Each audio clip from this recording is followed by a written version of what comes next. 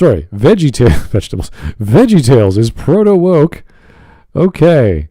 This is a video from Sigma Starscream. I've never heard of Sigma Starscream. Who is this guy, guys? This is Rusty Cheese Knife, a.k.a. What the Egad, a.k.a. now Sigma Starscream. Okay, so he changes it. You could do that on YouTube, no problem. I can do it right now. It's not a big deal. It does make your subscription look really weird, though. And I am subscribed to this. I was like, I'm subscribed to Sigma Starscream? Who the hell is that? He has a knack for the most detrimental names possible. Yeah, it's fine. We know him as Rusty, and we'll keep calling him Rusty. That's fine. This came out just 3 days ago. So, Fabu, it's got almost 5,000 views. Good for you, sir. You got 7K subs. You've been growing this year. Good for you. I don't know anything about Veggietales. Is that a thing now? Is it still going on? Couldn't tell. So, Veggietales is a Christian shorts, TV show, and movies.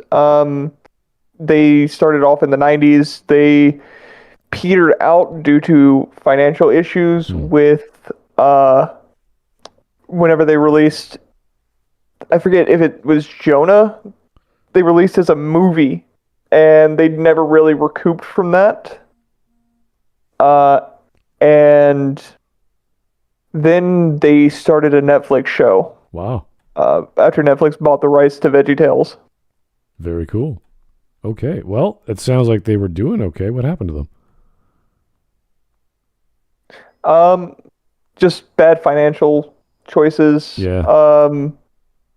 That's really it. But like, people look back on it fondly that grew up watching it. I watched it with my cousins. We had a whole bunch of VeggieTales like shows, shorts. We had the specials. We had Larry Boy, which was a spin-off of VeggieTales. This thing had spin-offs? Yeah, Larry Boy. He was a superhero. But it was to teach you. It was supposed to be for Sunday school in church, and it was to teach you all the different Bible stories, all the different lessons that the Bible teaches, and make it digestible for children to understand. And they also had a rule in VeggieTales: they were never to depict Jesus as a vegetable.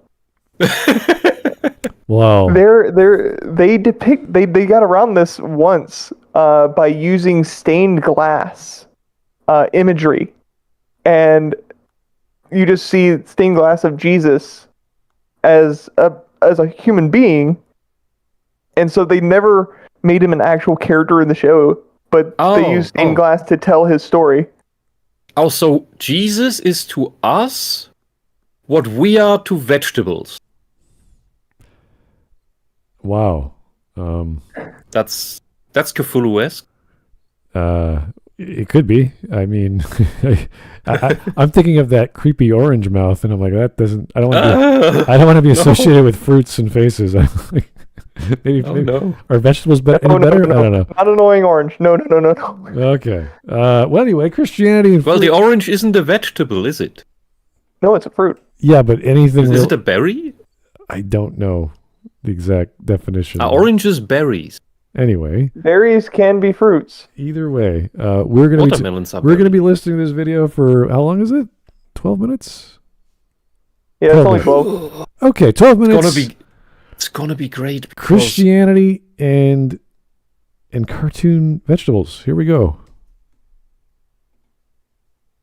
So this video is a long time coming because I did plant the seed earlier in various streams and in comment sections under my videos. But part of the reason I've been hesitant to talk about this is because it's a pretty deep subject matter to cover. But quite a few of my viewers seem to be knowledgeable enough to understand some of these matters, so I'll do my best to convey all my thoughts and feelings in a very concise manner. So VeggieTales. Okay, one thing I must say, because I accidentally stumbled into Cyrex stream a few hours before at the end, where he covered another video of his, and I was flabbergasted at how, and it's important to use this word here, about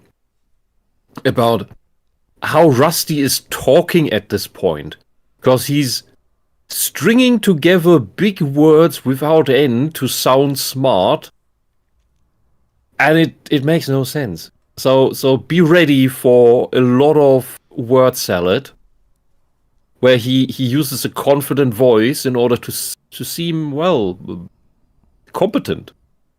It's a bit like Vorsch, but less intelligent. Wait. That's a really low bar. Yes, I know.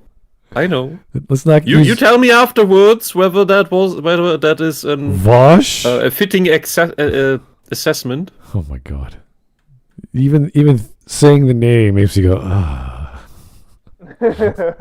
Like you tell me whether he has any pattern recognition abilities that actually function. Okay, let's keep going.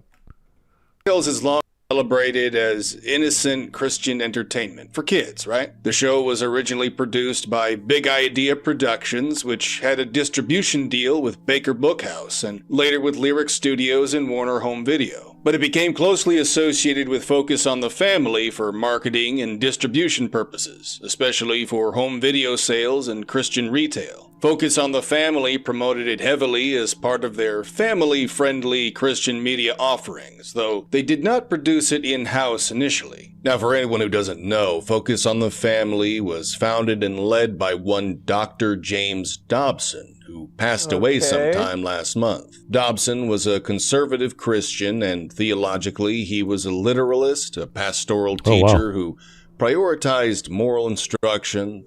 Does literalist mean what I assume it means? Yeah, pretty much.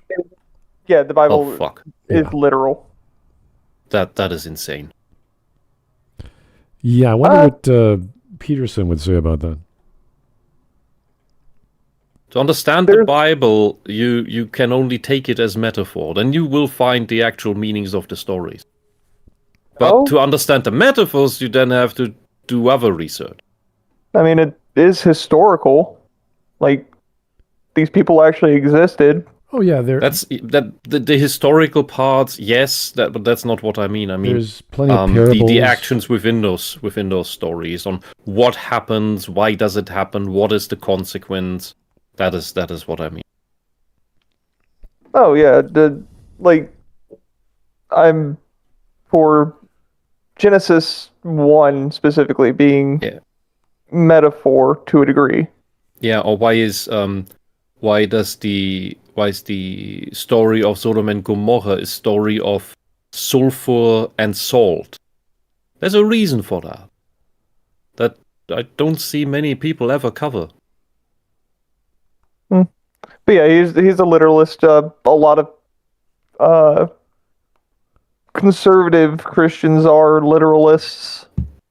It just is what it is. Yeah. Alrighty, let's keep going. Emotional comfort and family values. Now, if you're a Christian right now, you might be asking, okay, what's the problem with all that? Well, the problem is, most of this was psychological help dressed in Christianity, and therefore doctrinal or symbolic complexity took a backseat to secular ideals. And that would be the core of my argument as to why Veggietales would be proto-woke media. The goal of this kind... Wait, let's rewind that.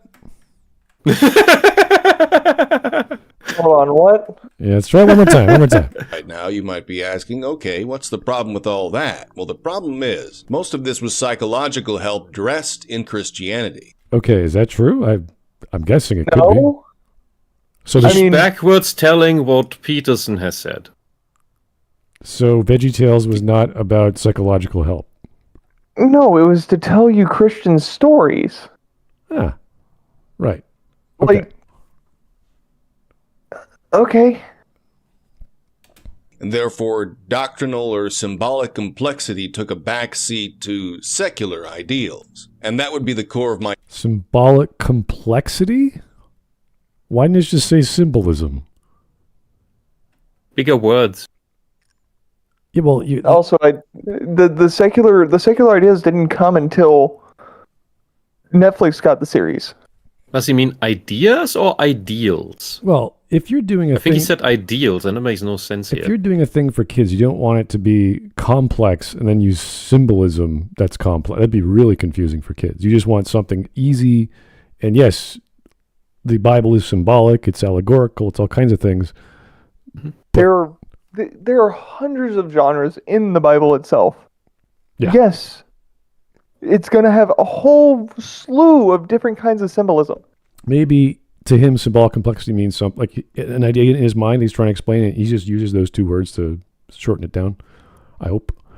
But yeah, it's a weird way of expressing the idea of the Bible.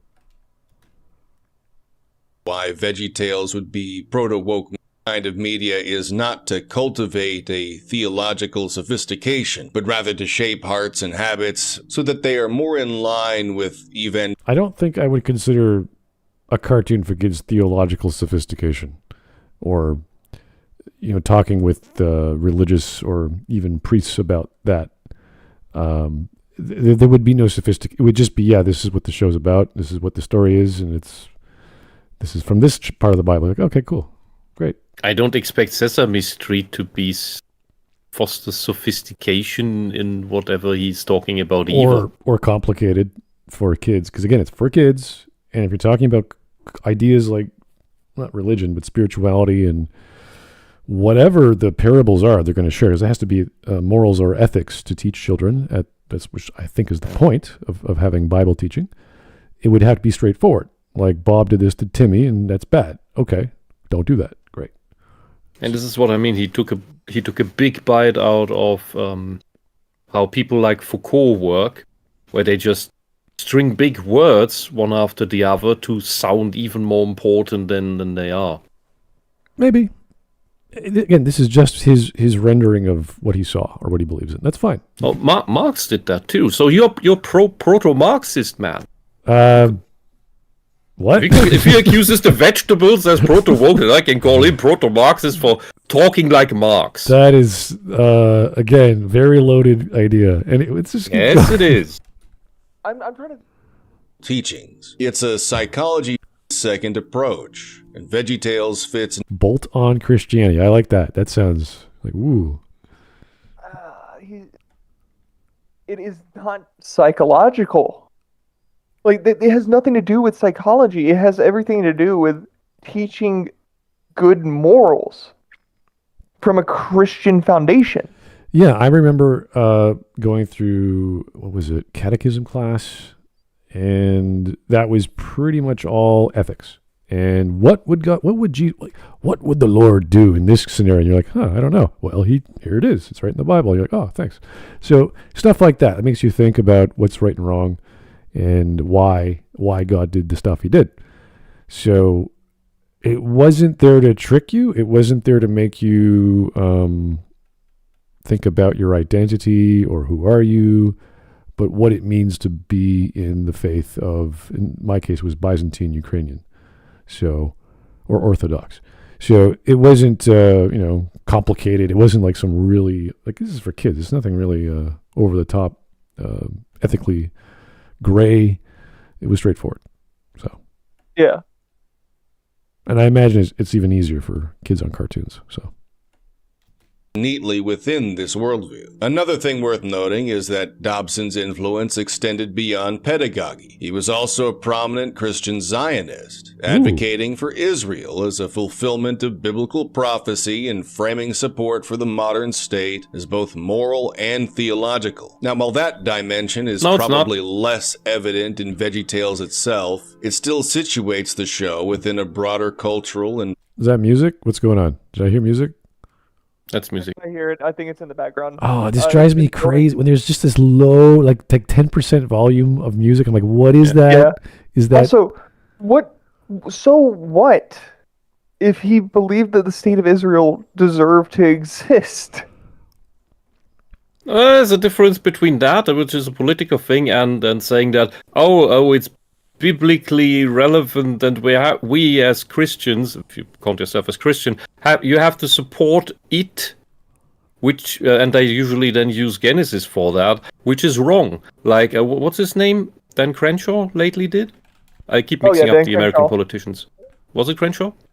I think it was Crenshaw. Yeah, I haven't looked into politics in forever, dude. The big guy, and he was on Tucker Carlson, and they debated about this, and Tucker Carlson then said, no, it's not. And Crenshaw said, yes, it is. And Carlson said, no, it's not.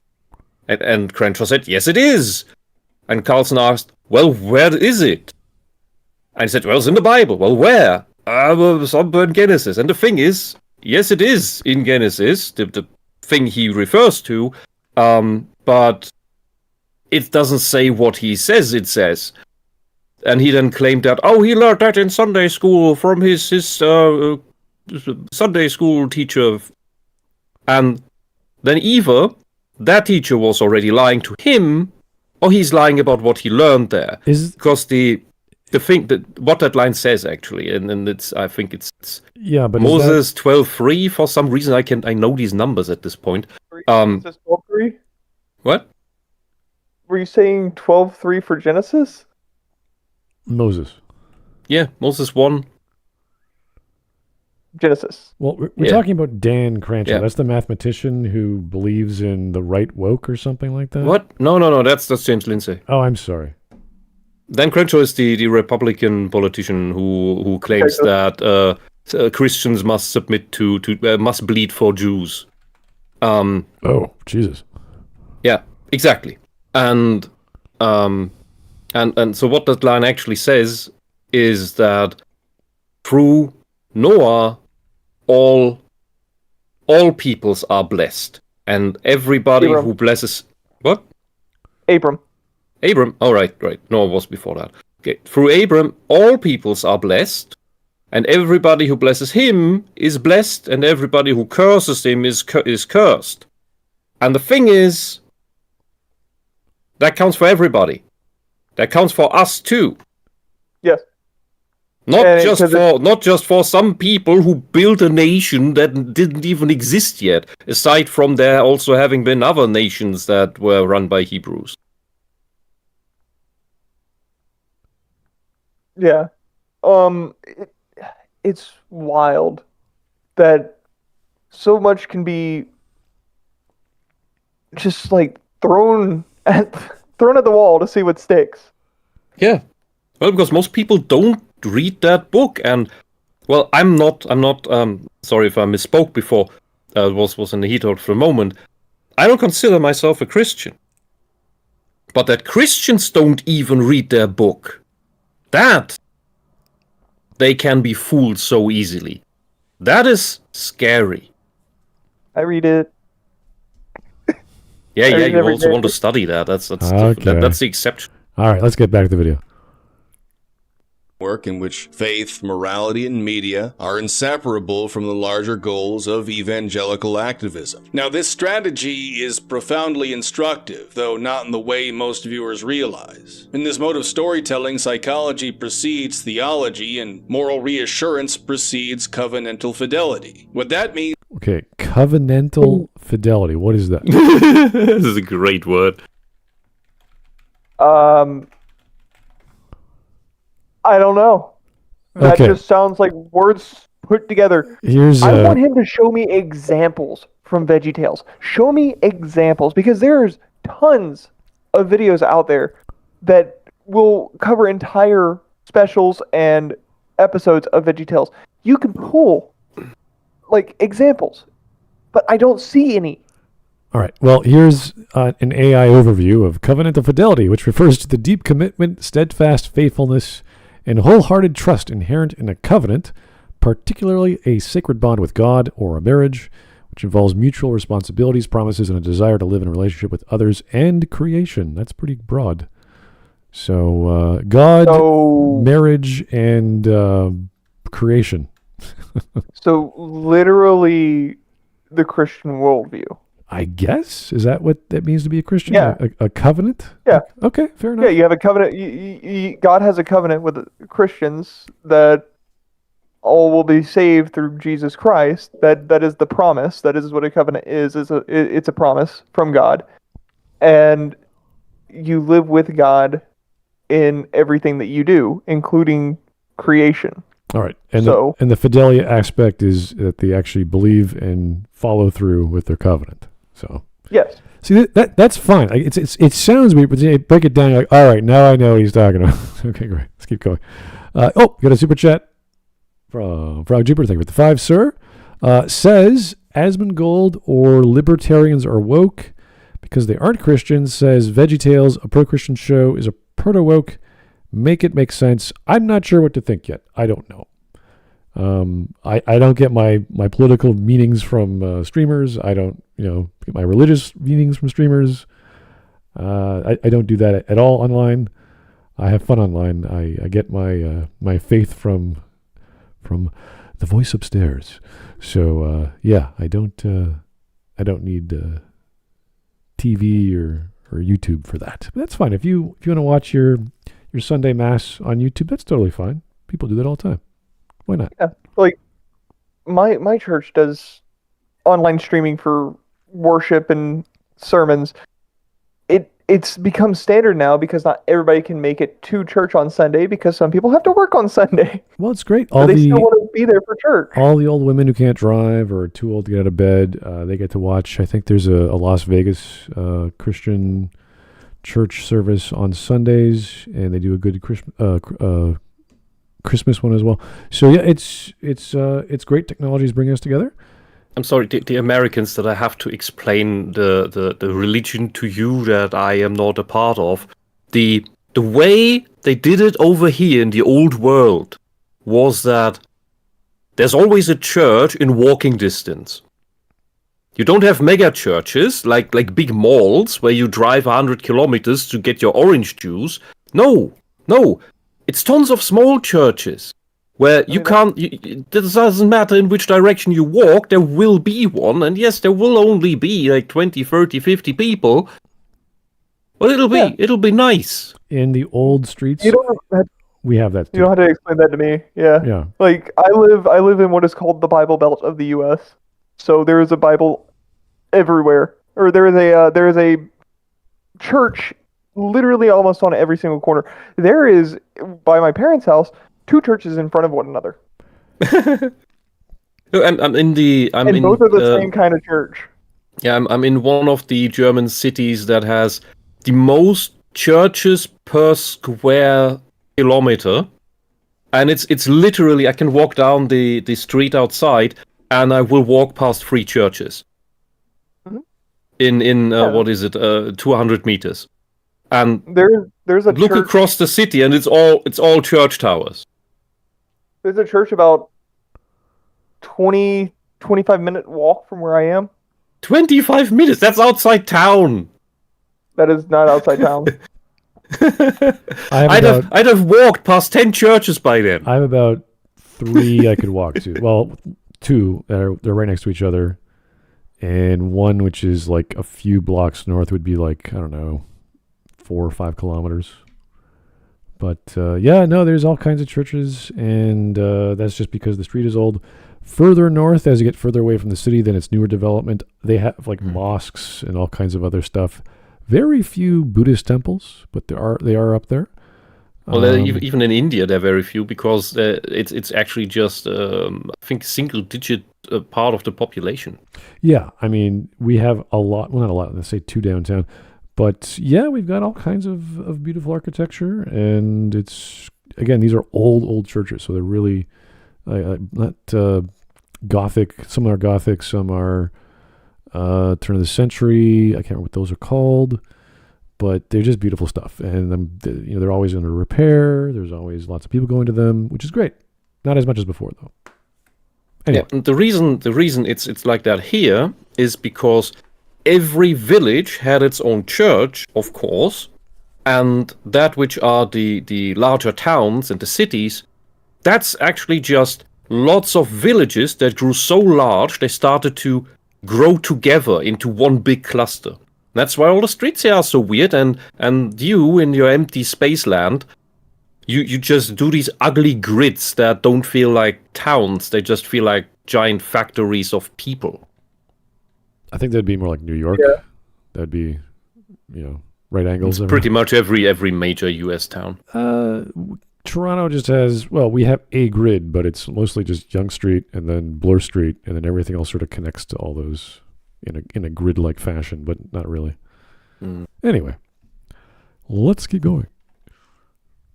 is applied superficially. You know, a decorative layer bolted onto the story, rather than becoming its animating center. In fact, let's take the very first episode of Veggietales. Where is God when I'm scared? And there, Junior Asparagus experiences fear while watching a scary movie. Now, what's the resolution in this episode? The resolution is psychological. God is bigger than the boogeyman. Also note, the boogeyman is never truly revealed to be dangerous. He's merely misunderstood. Oh, by the way, there's someone else who wants to meet you. It's Franken Celery! Well, actually, my name is Phil Winkelstein, and I'm an actor from Toledo. And that subtly teaches children that threats can be reasoned with or negotiated with, reinforcing a mindset in which fear is just a psychological problem you can manage, rather than a spiritual reality to be confronted through faith and obedience. Okay.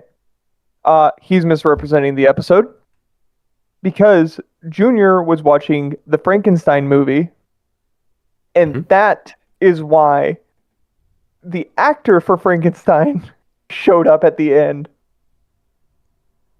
Like, And he mistook the actor for the role. the actor is not being like, oh yeah, no, they're not being like, oh yeah, no, the boogeyman's misunderstood. No, they're saying, hey, Junior, what you're watching on TV isn't real. It's made up. It's fictional. Here's just a normal guy. Here's the guy who played the character in the movie that you're watching. But yeah, that's a total misrepresentation of that entire episode. But yes, it does say that God is bigger than the boogeyman and that you should not fear anything because God is bigger than all of your fears. God will protect you through everything. That is the core message of that episode. Would the episode be a tad better if the kid character had been encouraged to face his fear? Because generally, that is what leads you to when you walk towards that fear, and including in your head psychologically, it actually gets smaller. The further you run away from that mental dragon, the bigger it gets. That's kind of a thing that many of these stories miss. From what I remember, Junior does eventually face his fear after talking to Larry, and I forget the tomato's name. I forgot why I'm drawing a blank on his name. Is it Tom? Anyway, it's fine. Yeah, no, I believe that they do actually have him face his fear and are like, hey, you don't have anything to be afraid of. Yeah. Okay, cool. Bob's the tomato. This is a tendency that carries over in threats that in reality might be existential or external, are framed not as moral or political challenges, but as problems to be negotiated with or reasoned with, or psychological. Why is he showing Axe Girl? What is Axe Girl? A child from, what was it, Scotland or England? I can't remember which Scotland. one. She and her friends were being attacked by Muslims. Holy and shit. So she had those to defend them. Nice. Yeah, and it's been a common thing in the area already for a while, which is why she was carrying those hidden. And now it turned out, so the police then tried to hide the CCTV footage because they were persecuting her for having the weapons and threatening the poor foreigner who was, while she was showing these in order to drive him away, he was still approaching her because this is the video from his camera, and he's still coming closer. It's completely insane. All right. And so the Scottish police was trying to cover this up, was trying to frame the little girl, while her, I think, sister or friend, so this was 3 girls, Yeah, it was 3 girls. I think was already on the ground and had been kicked in the head by the accomplice of this asshole. And they were also trying to force themselves onto her. Yeah. And the police Okay. is covering for the assaulters. Anyway, that's strange. different track of a conversation we're going down. Let's keep going. But I'm trying to. Psychologically managed. Fear is then domesticated, transformed into an internal obstacle rather than an objective reality, reinforcing a mindset in which comfort, persuasion, and what modern feminists like to call emotional intelligence are elevated above moral discernment and courage. Now think of the biblical story of Daniel, who survived being thrown into a den of lions, a story that Veggietales also adapted with its characters. And if we adapt it to a psychological narrative, what we're left with here is Daniel as a model of courage under pressure, but not as a prophet confronting imperial oppression. To understand that, you would have to look at biblical history in general. And historically, Daniel operates within the context of Babylonian exile, a time when the Jewish people were subjected to foreign rule. And therefore, every act of faithfulness, every refusal to compromise, was a microcosm of Israel's corporate struggle to remain covenantal. Daniel's corporate struggle to remain covenantal. Covenant. So the corporation struggling to stick with the covenantal or the message of the covenant. Yeah, but how is that a business operation?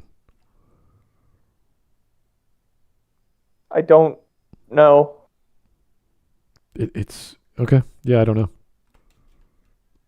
Psychological encouragement in this case, it is a theological statement that God remains sovereign over empires, and that fidelity to God's covenant has tangible consequences, and that God will vindicate his faithful servants in history. So we have a smaller arc of Daniel's personal trial which affirms and participates in the larger arc of God's redemptive plan, the exile, the preservation of the faithful remnant, every detail from his enemies' schemes to the king's authority to the lions themselves serves to highlight the contrast between earthly power and divine authority. The story is a window into the entire exilic and post-exilic witness of Scripture, faithful obedience under threat, divine intervention, and the eventual vindication of God's people. So if you view it this way, Daniel's story is not a generic be brave lesson. It is a covenantal, historically grounded, and chiastically structured narrative that points to God. Chiastically? I'm sorry, let me look that up.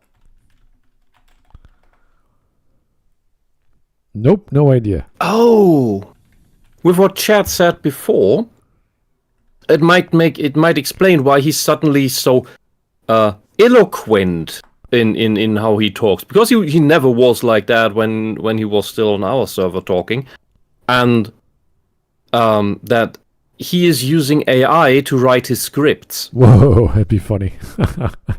Chiastically. And that explains why it's so. And he probably tells the AI, use more bigger words. Okay, chiasmus. I think that's what it relates to. To mark with what the hell is that? An inversion of the relationship between the elements of phrases. A chiasm or a chiastic. An inversion. Okay. But I've completely lost what he was even talking about at this point. He was talking about point. Yeah. Go on. He was talking about David and the Lion's Den and the message that it presents, but the message that is about David and the Lion's Den is that God is there to protect you even from wild beasts. And that if you're faithful, you will be rewarded. And the Veggietales episode about Daniel does the same message. It may not show the brutality of what was happening at the time with the other prophets of God and the Babylonians, but it still delivers the message in a digestible form for children, who is the target audience for these messages. And that's digestible is exactly the point we need here, because he talks like this not to be understood. He talks like this in order to sound sophisticated, to sound as if he has more brains than he has. Okay, so because if you want to be understood, You have to break it down into a language that your audience can digest. Okay. Imagine him talking like this to the 5-year-old kids the show is for. All right. So the idea of a chiasmus, which is the noun, is a figure of speech where two concepts are presented as A and B in the first part and B and A in the second. I did not know that because I don't write like that. Creating a symmetrical structure. So she has all my love, semicolon, my heart belongs to her. So it's pretty much you're saying the same thing, just you're reversing the ideas. So A is she, B is love, B is heart, A is her. That is a very complicated way of saying something you should never communicate in that fashion. Because when you say something, I like ice cream. This creamy substance is really beloved by myself. It's kind of redundant and unnecessary. You don't need to do that. And I've never learned that phrase. I've never learned how to write like that. I don't think you should think like that. I don't know how else to explain. Like there's certain phrases in poetry that are very sophisticated and based off a certain structure from a period that has no relevance today, unless you're studying, like, I don't know, medieval poetry or whatever. Unless you write poetry and want to recreate that stuff, maybe. Maybe, yeah. Not if you want to explain something here and now. It's a bit much to talk about a children's show using big words, and I don't even know if that's what he's trying to present. Like he's saying, does the show do this? I don't know. And if it does something similar, just say it was mirroring an idea which it expresses later on in the same fashion with a different twist. Something simple we can grasp. You don't have to say, because that sounds like an article of grammar that no one uses anymore to describe sentences. Because they don't write. Because I don't think anyone writes like that. Because if they do, I'd say this is redundant. Don't do that. Yeah, and the only way that you would use these higher vernacular terms is in like research papers for your peers. But whenever it gets disseminated to the general public, you would change those larger words into more digestible terms that the general public would understand. I hope so. Yeah, because I would never say, I want you to write your sentence in an inverse of ideas with different words. It's like, that's not, there's no need. I want you to write your sentence as clear and plain and as easy as possible. You don't put extra, you can add an adjective, you can add an adverb, but one. You don't do it. Like, this is the problem I had with that game, not the sequel, the spiritual successor to Planescape Torment. Torment, Tides of Numenera. Pillars of Eternity? No. It came from those guys, Tides of Numenera. Torment. Oh, yeah. And every sentence, the way that the writer wrote, or whoever wrote the crap, always had adjective, noun, adverb, verb, adjective, noun. Every single, it was just this thing with the that, went to this thing with the that, over there with the that. And you're like, why would you do that? Every single, because there's a lot of writing in these isometric style games, and you just notice it so much, and I don't know why it was purposely done. So to do things in a stylistic way, it becomes painful to go through. I have to wrap my brain around this again with this fashion. Why? And if it's not fun, if it's not poetic, if it's not lyrical, you're hurting your audience, and if you're using big words for no reason, this is hurting. Anyway, let's get after this, because this is hurting already. We do have some super chats to catch up. The Dark Seraph, thank you, sir. He likes to use big words. He doesn't understand to sound more photosynthesis. Okay. I'm sure he understood it before he wrote it, or at least heard it and said it. You don't just say things because you can. That's silly. And then there's JJJ Madness for the 10 Canadian smackers. Thank you, sir. This guy is making the same mistake the Christians made in the 80s and the SJWs he claims to be against. Nobody likes a moral busybody who barely understand what they're talking about. I'm not sure he's doing busybodying. I think he's trying to describe what the show is, but his take is a bit off. And oh no, he is busybodying maybe. with if you look into his other stuff and what chat is telling us, where there are some people there who were part of his sycophant circle and who've dropped out now after they realized what he is. Oh. He is busybodying. He just wants to be the next dear leader of that side of the cult. It always works the same way. It's what I said in the past about the 80s, 90s had the Christian moms, which were acting exactly the same as the SJWs, minus actually infiltrating the industries they wanted to change. The SJWs did infiltrate them and change them from within. And Rusty is of the type that is mechanically, mentally exactly the same yet again, but again on the other side where the Christian moms are. Well, It all comes down to narcissistic personality disorder. I would just argue this is a lot of words, and if you use simpler words, remember that guy we had months ago we covered, and he was speaking like he had like a learning disability, and he was using the N-word a lot, and he actually replied to a few of my posts. He contacted me on Discord, and he wanted to have a conversation. I'm like, there's nothing to talk about. There's no point to this. You're just looking for attention. He was a young kid, obviously, and I was trying to figure out what the hell he wanted.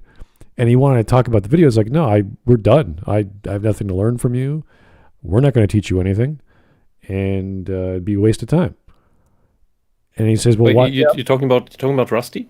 No. I'm talking about some other guy that we covered his video. It was a waste of time, and we said this is silly. I don't put Rusty on the same level as him.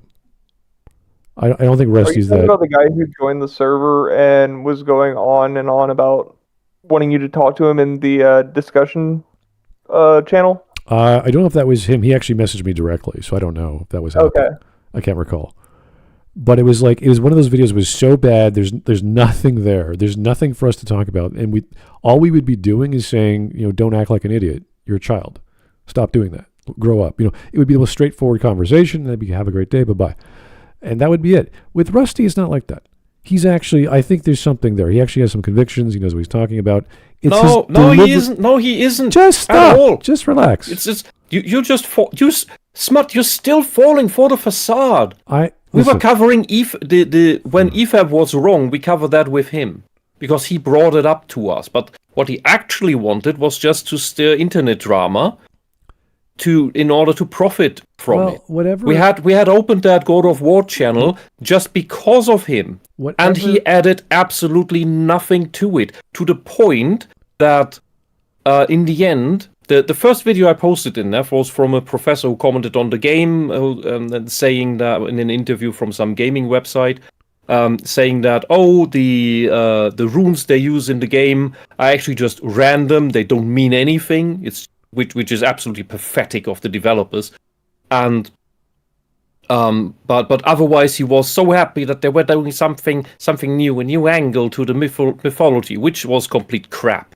Which is how you knew this professor was bought or was of the socialist cultural warriors himself. Then at the end of Rusty's time on our server, and he left because he didn't get any attention from anyone anymore because nobody was falling for his incitement to bullshit. He had discovered that guy, posted I think it was even the exact same interview, and gushed about him, how awesome that guy was, mainly because he had a nice hat. He had some leather cowboy hat thing on, and Rusty really liked the hat of that professor, and that's why he saw him as an authority. While he was actually endorsing the woke bullshit of God of War Ragnarok that Rusty got us into talking about, because then he was against that. And now he's talking about us of woke being everywhere else. And there he was defending somebody making woke points because he had a nice hat. I'm not kidding you. All right. This is insane. Anyway, I don't get caught up in all this stuff that happens on the server, obviously. But all my dealings with Rusty have been fine. I've been on his podcast. That one time he made a video on... who was it? I think the Birdman or something. And I was there too. Yeah, I didn't really care about, all the drama. I just like, okay, this is kind of funny. I then wasn't. Yeah, and then I didn't even know it was Rusty because he had his name changed his name to What the Egad. Yeah, it didn't bother me. And I was trying to figure out, well, why was I? Yeah, why had I blocked this guy? If you're talking to him, he's fine. It's normal. He's just a guy. Like, yeah, how's it going? So whatever he's doing here, it's a performance of some kind, and why he's doing it is up. I don't know, but yes, Matt, this is a performance, and him seeming nice and reasonable to you when you talk to him directly, that too is a performance. Right. Everything is a performance for people like that. Let's get on with the video. We got some super chats. We'll keep going. Who is? Oh, it's the Threadnought. Sorry, I was like, who's next? All right, so that is Mr. British, the Threadnought. I was looking at the money. I was like, what is that? Oh, it's a pound sign. Sorry. Given the Christian influences in Veggietales, I can picture this guy calling the Bible woke. Okay, that's weird. As an example, I see him calling Joseph in C-U-C-K and Mary a disreputable woman. I don't know what those are. What is Joseph a C-U-C-K? The letter C-U-C-K. A cuck. Oh, that's something. Okay. I was like, what? Is that a show? These weird Veggietales. Like, is it vegetables? What? No. What are you talking about? All right. Thank you for clarifying that. I don't know. I think he may, in fact, make a video just for the sake of making a video. I don't know how this works anymore. JJJ Madness for the Canadian bucks. Thank you, sir. A little fun fact. This guy used to call himself EGAD. Yeah, we know. And yes, it was made to spite EFAP. Really? Even had his own little podcast. It barely lasted a month. I was on the podcast. Smart, he dragged us into this whole thing. And EFAP was objectively wrong. That doesn't change the fact. But he dragged us into that solely because he was miffed that Mauler didn't give him attention. There was an entire...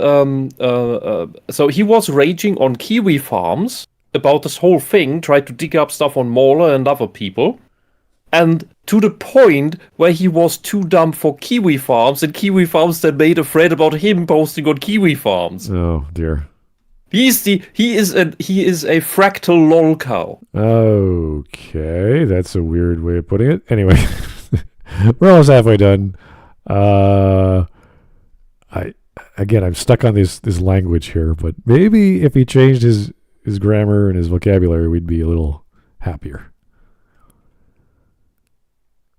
Plan for his people. This verse exists, and he's a comforting presence, and he's not a sovereign redeemer of covenant history. No, his theological substance is minimal, and the lesson is just personal and emotional. Emphasis on personal and emotional, and we see how that ties into the whole dispensationalist or boomer eschatological point of view that has relegated faith in God to something that you do in private, or it shouldn't have any impact in how you interact with the world, that kind of thing. And it aligns with a broader interpretive habit cultivated in many evangelical children. Scripture is often taught as a collection of moral fables. Joseph is honest, David is brave, Jonah learns obedience, etc., etc. Meanwhile, chiastic structures, typology, and the complex covenantal architecture of the text is rarely emphasized in the Bible. Children are then habituated to read the Bible for its lessons rather than for its theological depth. And Veggietales... Yeah, but they're kids. They're not supposed to understand theological depth of anything in the Bible. That's not expected of them. Why would you... Look, I say this rarely, but I need to get a dictionary because that's too much.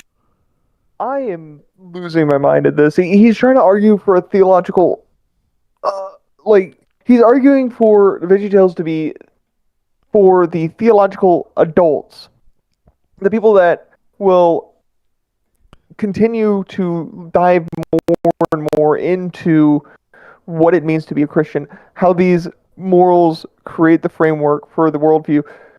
And the issue is, Veggietales already kind of does this. Yes, it gives you the moral foundation.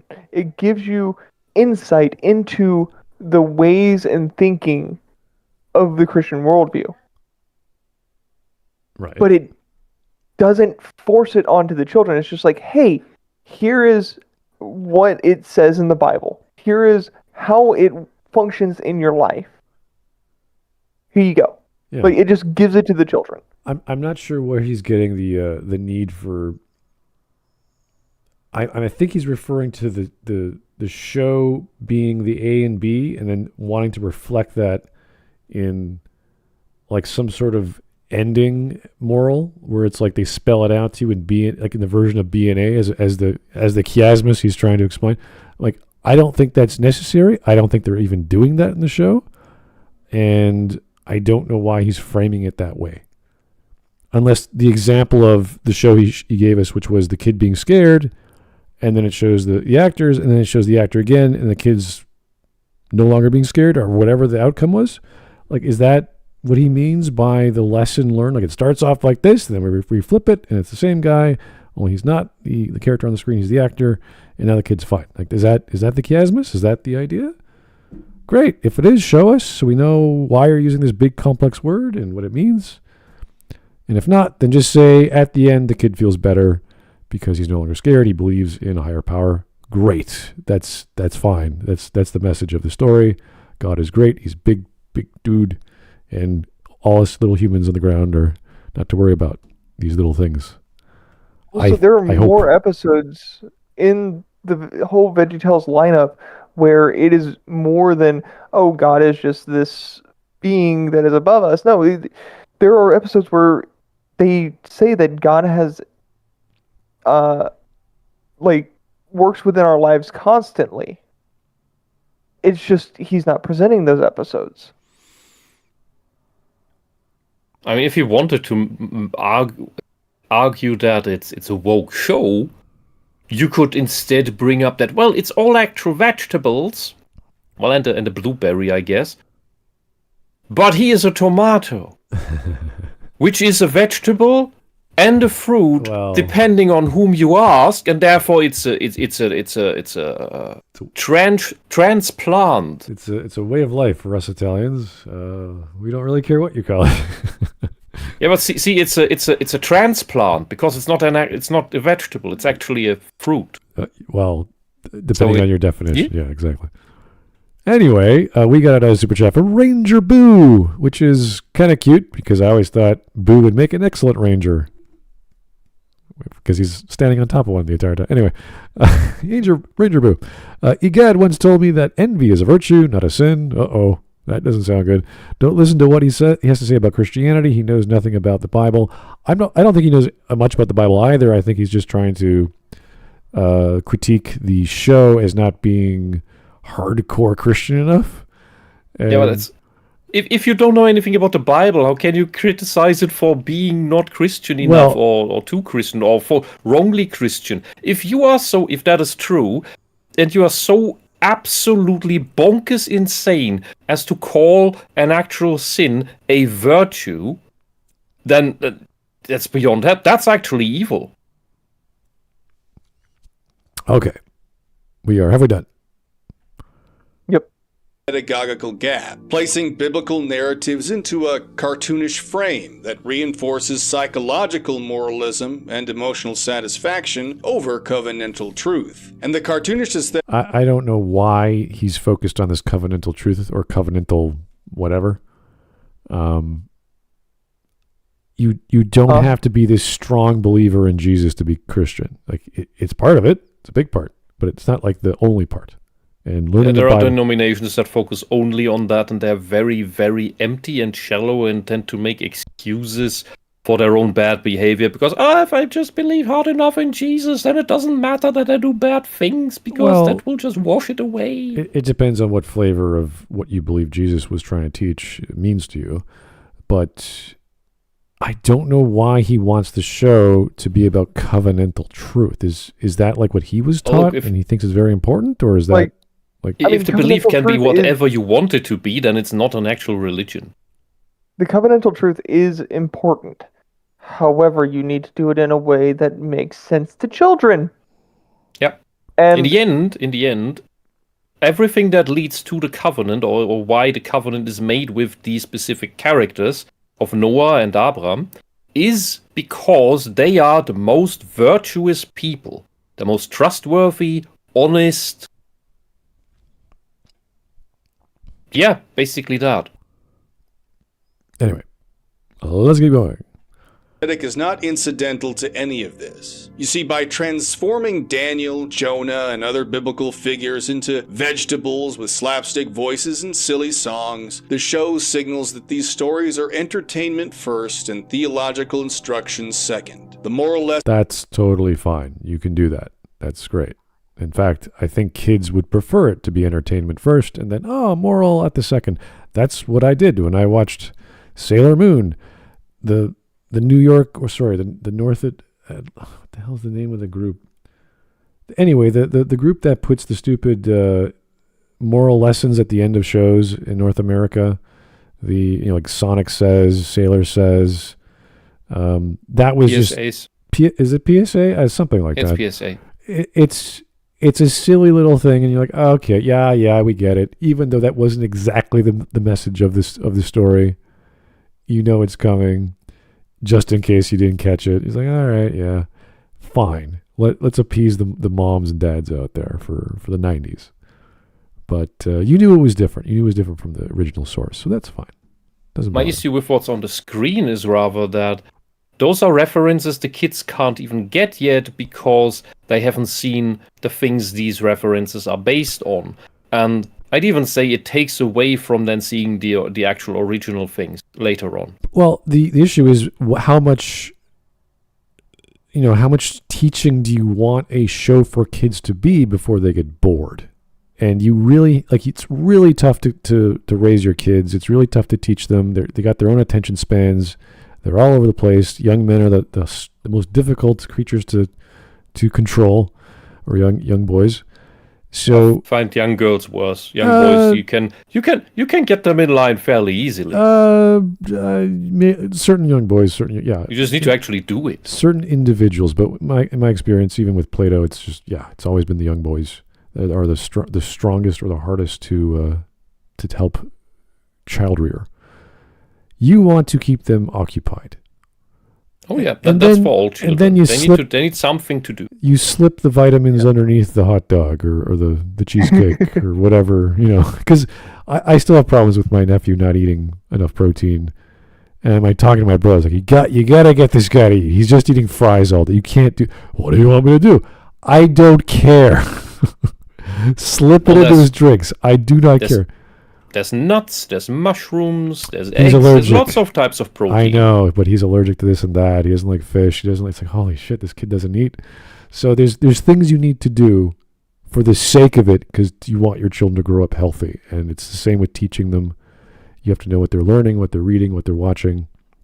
It's a hard life to be a parent, but you got to do it. You got to do it properly. So stuff like this, I mean, there's worse kids shows out there than Veggietales, I think. Which says a lot. But I would rather like, I don't think you need to do this reference stuff at all because there are only a set number of morals and stories you have to teach your children, and they've grown out of the age where this is appropriate at some point anyway. So you don't need 10 seasons of this. It depends, yeah. If you're really into the Christianity and you want your kid to know as much as possible, this is an option. But still, you have to realize, okay, is this actually good? Is this teaching the Bible? And why do you want that at 6 years old? Like, what's the point? So there's a limit. And again, I don't know how popular Bluey is nowadays, but people keep watching it after 5, 6, 7, 8 because it's such a good show because it's fun, it's entertaining, it works, and it's not preachy. Painfully wholesome. I know people that still watch Veggietales and watch it with their kids because not only is it good entertainment, but it's teaching good lessons. Like, but imagine it was like harder. It was bigger on the Orthodox side. And was like 20% entertainment. It was just like evangelizing all the time. That probably wouldn't be very fun to watch. No, it wouldn't. And that's like Lord of the Rings is foundationally Christian, and Tolkien has even said so. But it's entertainment first. And there's a lot of it. there's a lot of entertainment, and it's not just action. There's a lot of world building. There's a lot of storytelling. There's a lot of poetry. There's all kinds of things in those books because it's not just fantasy. It's all kinds of stuff. And that is, as a young mind, reading that, you're going, wow, there's a lot going on in this, giant tome of a series.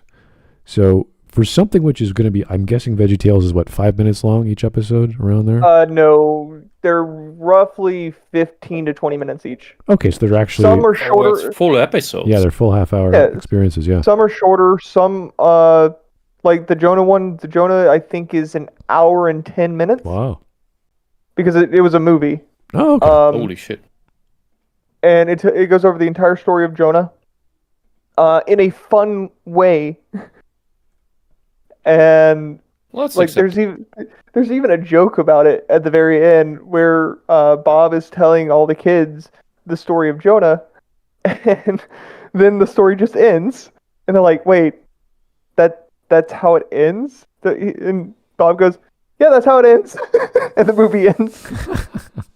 Oh my god. Great. Self-referential humor is great. It's it's good stuff for children. It doesn't, like, I have friends that didn't grow up in a Christian household. I have friends that found Veggietales from other people later on. All of them are like, this is good stuff. If it actually is regardless of where you come from, and will teach you a good foundation of ethics / morals. Yeah. Then yeah, fine. Because I was, so we didn't have this kind of stuff, and in East Germany, religion was basically dead. There were still Christians there, very, very far and few between after 40 years of socialism. This is what you get when the left rules. Remember that. Okay. And I basically got my ethics and morals from being lucky to have been a Nintendo kid in that time. Because those games, the role-playing games, like Secret of Mana, Lufia, and all of that, they were teaching all of that through their stories, through their heroism and courage, and how to be how to be friends with others. Like what actually makes friendship, and what doesn't. And if you can get that as a kid from anywhere, because your teachers fail it, your parents fail it, everything else fails it, then you need some crutch there that can do that. And if this does it, regardless of whether you become a Christian through it or not, the essence of it is the same, because virtue is universally the same. Because the virtue stories, the first virtue stories in the Bible, they happen long before there is any bigger split that where it goes into its own thing, really, because the absolute root of the Bible is reflected in many other religions as well. Well, I'm reminded of the Hallmark show, or PBS, for women who like watching romances or rom-coms. And there's sometimes some Christian Hallmark shows where angels intervene and try to get these two people together. And the best ones are always where it's very minimal. And, someone finds their faith, or someone falls in love, and they end up having a family together. And it's not because of the Lord. It's because two people love each other. It's not because God intervened and the angel said so, and now it is so. It's always like they're there. And they certainly guided people together. But after that, it was all hands off. And it's all about reality. And it's all about the relationship. It's not about, now we're going to have a good Christian household and family. It's like, no, that's the future. Don't worry about that. Like it's the idea that there's a guiding hand, invisible hand, getting these people together to make them happy when they're at the end of their rope. They don't know what to do, and they pray. And this I don't know, some new lawyer walks in and says, all right, we're going to fix things. Oh my God, you're like an angel. Like, oh, wow. Anyway, that's the cool, fun, magical part. As soon as you start implying, angel feathers or bird feathers and all this stuff, you're like, oh, okay, it's getting a little hokey now. Anyway, let's keep going. like an accessory, a comforting postscript to the spectacle, and therefore viewers from a young age will learn to expect scripture, and by extension religion, to function just as amusement with moral decoration. I really, really don't think that's the case. It's not. Let's keep going. We only got Yeah, let's keep going. 4 minutes? Yeah, let's just keep going. Again, is psychology with bolt-on Christianity. Now the concept Even if that were the case, I mean, what's wrong with having a healthy outlook and then a spiritual anecdote or The people who moral? wrote that did not think in psychology terms. Well, I'm just saying, if you want to do an 80% or 90% message, if that's even the case, I don't even think it is, for mental health, right? And then you sort of connect that with some anecdote or some parable, fine, do that. Why not? It can work. It's not the end of the world. Yeah. It's not the worst thing I've ever heard. Okay. consequence beyond the show itself. Children accustomed to this form of narrative are predisposed to receive later media through a therapeutic lens. Stories Not necessarily. will be evaluated primarily for their emotional and moral resonance. No, not necessarily. They if they're watching other shows, even this show, I'm sure that they're not all the same. And if they are, they'll be able to see a pattern. And then once they see that pattern different, they'll be like, Bluey is different than Veggietales. Why is that? How is that? Oh, okay, I see what they're doing. They'll use their brain. They won't just sit there and go, duh. I wonder how TV work. Oh, colorful. It's not going to sit there and do nothing to them. They're going to think about it. Yeah, you think about the stories that are presented to you. And as a child, you don't really think about the stories. You find one that really resonates with you as a kid. My sister, it was Lilo and Stitch.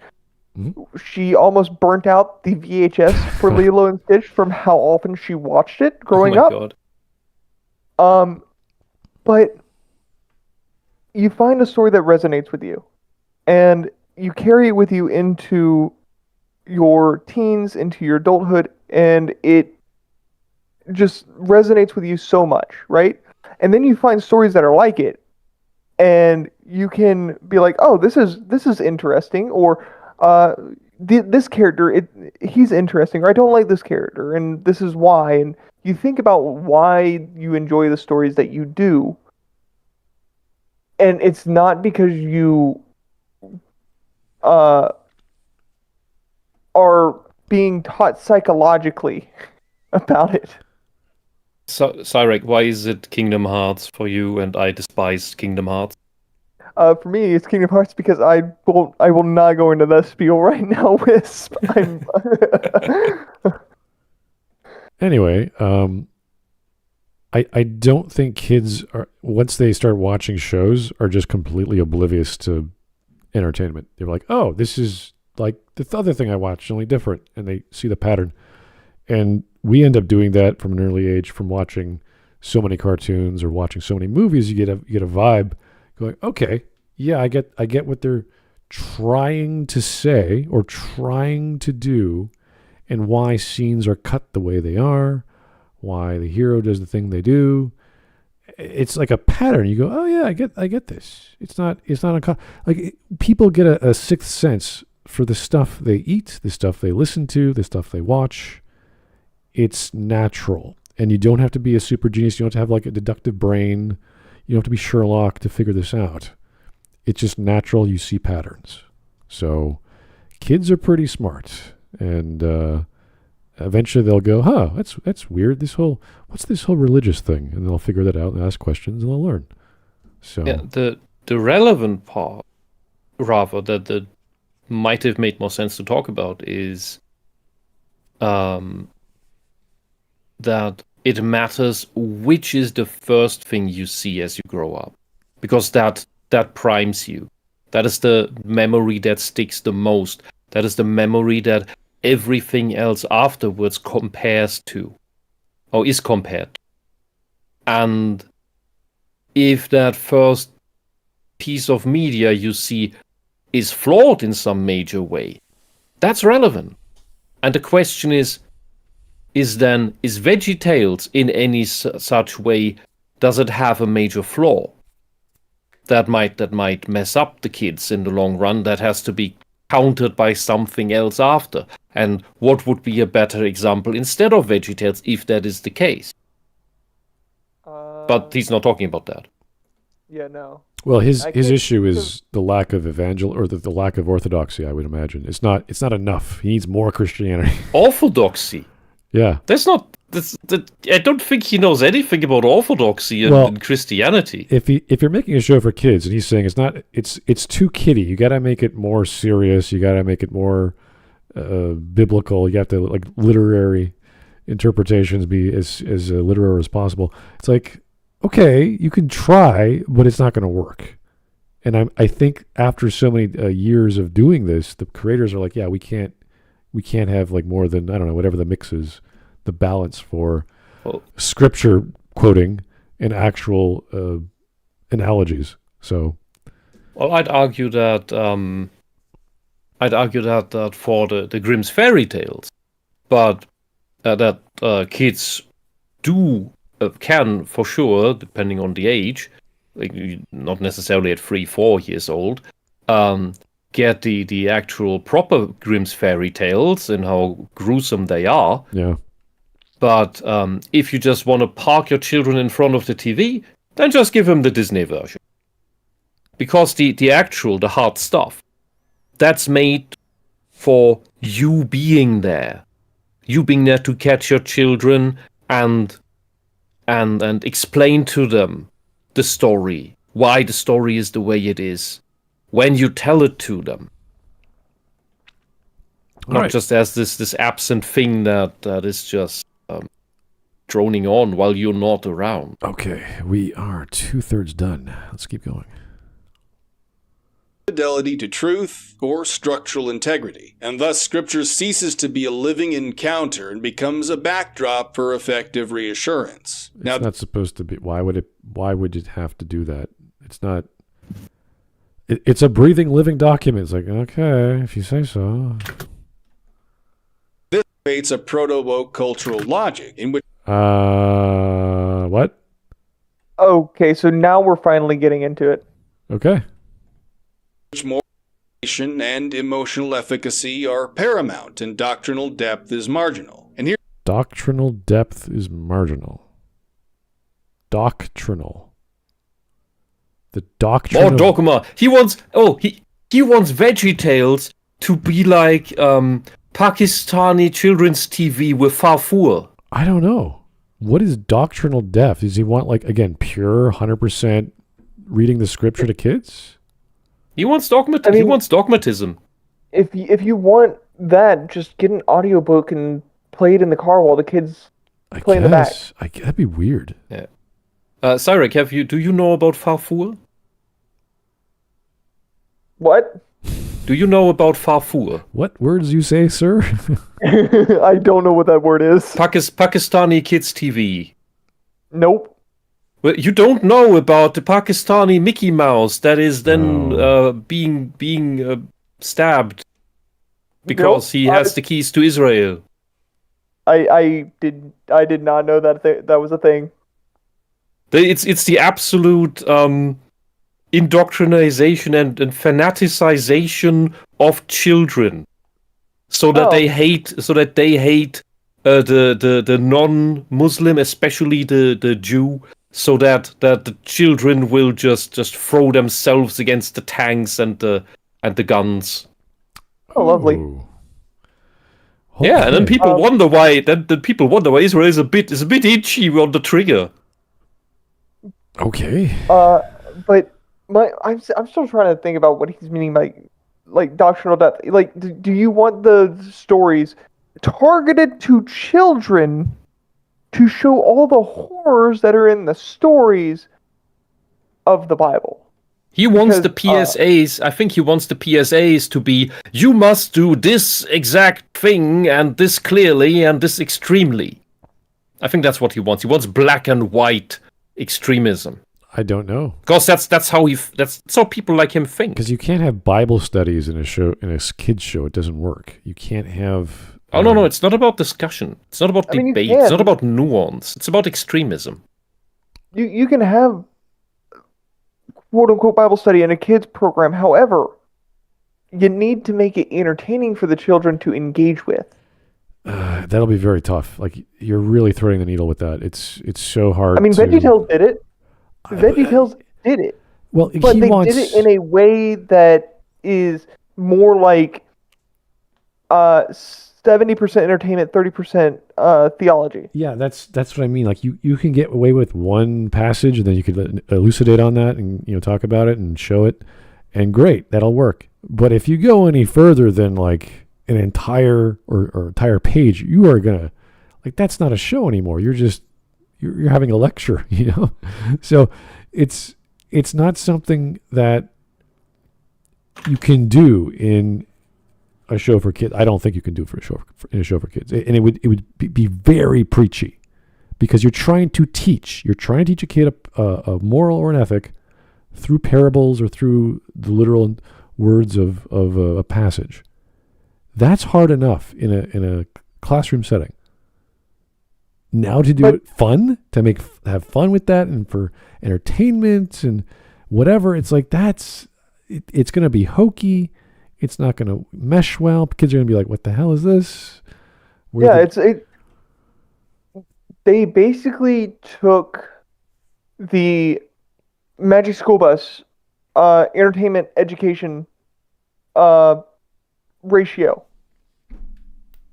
because Magic School Bus teaches you a lot about all different kinds of things in the world, and at the same time, it's more entertainment than it is teaching. Yeah. All right.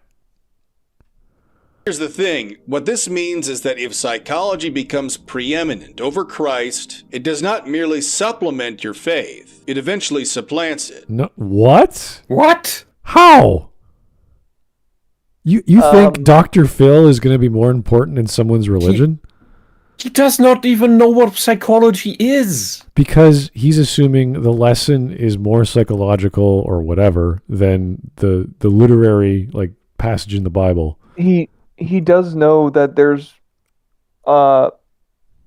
people that deal with Jonah. I'm just going to bring this back to Jonah. Jonah was suffering from wanting to kill himself because he didn't want to do what he was commanded to do and tell Nineveh that they need to repent, because he did not like Nineveh. He would rather die than have Nineveh continue to exist. Wait a second. Are you saying that the Bible lesson is actually teaching a psychological health lesson? There's a lot of that in the Bible. Many are. Yeah.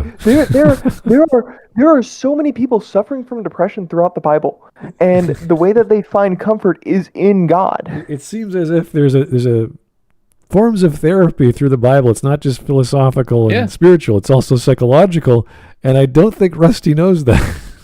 Yeah, and again, that is something you find in all mythologies, all religions down there. Well, the good ones. Because that is the foundational human struggle throughout life. You go through hardships, you go through tough phases.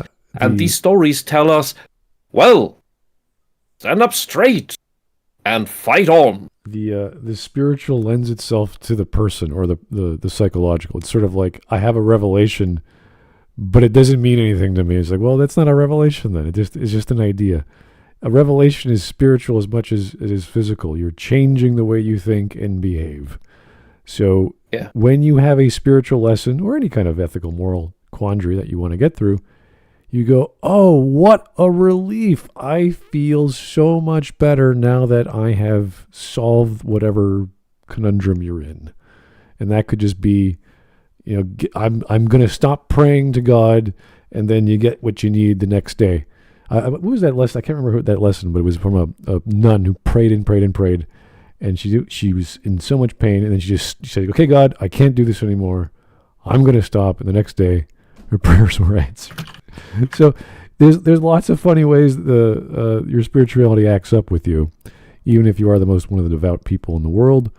But to miss the fact that this is no connection, or there's no lesson to be learned outside of spirituality is weird.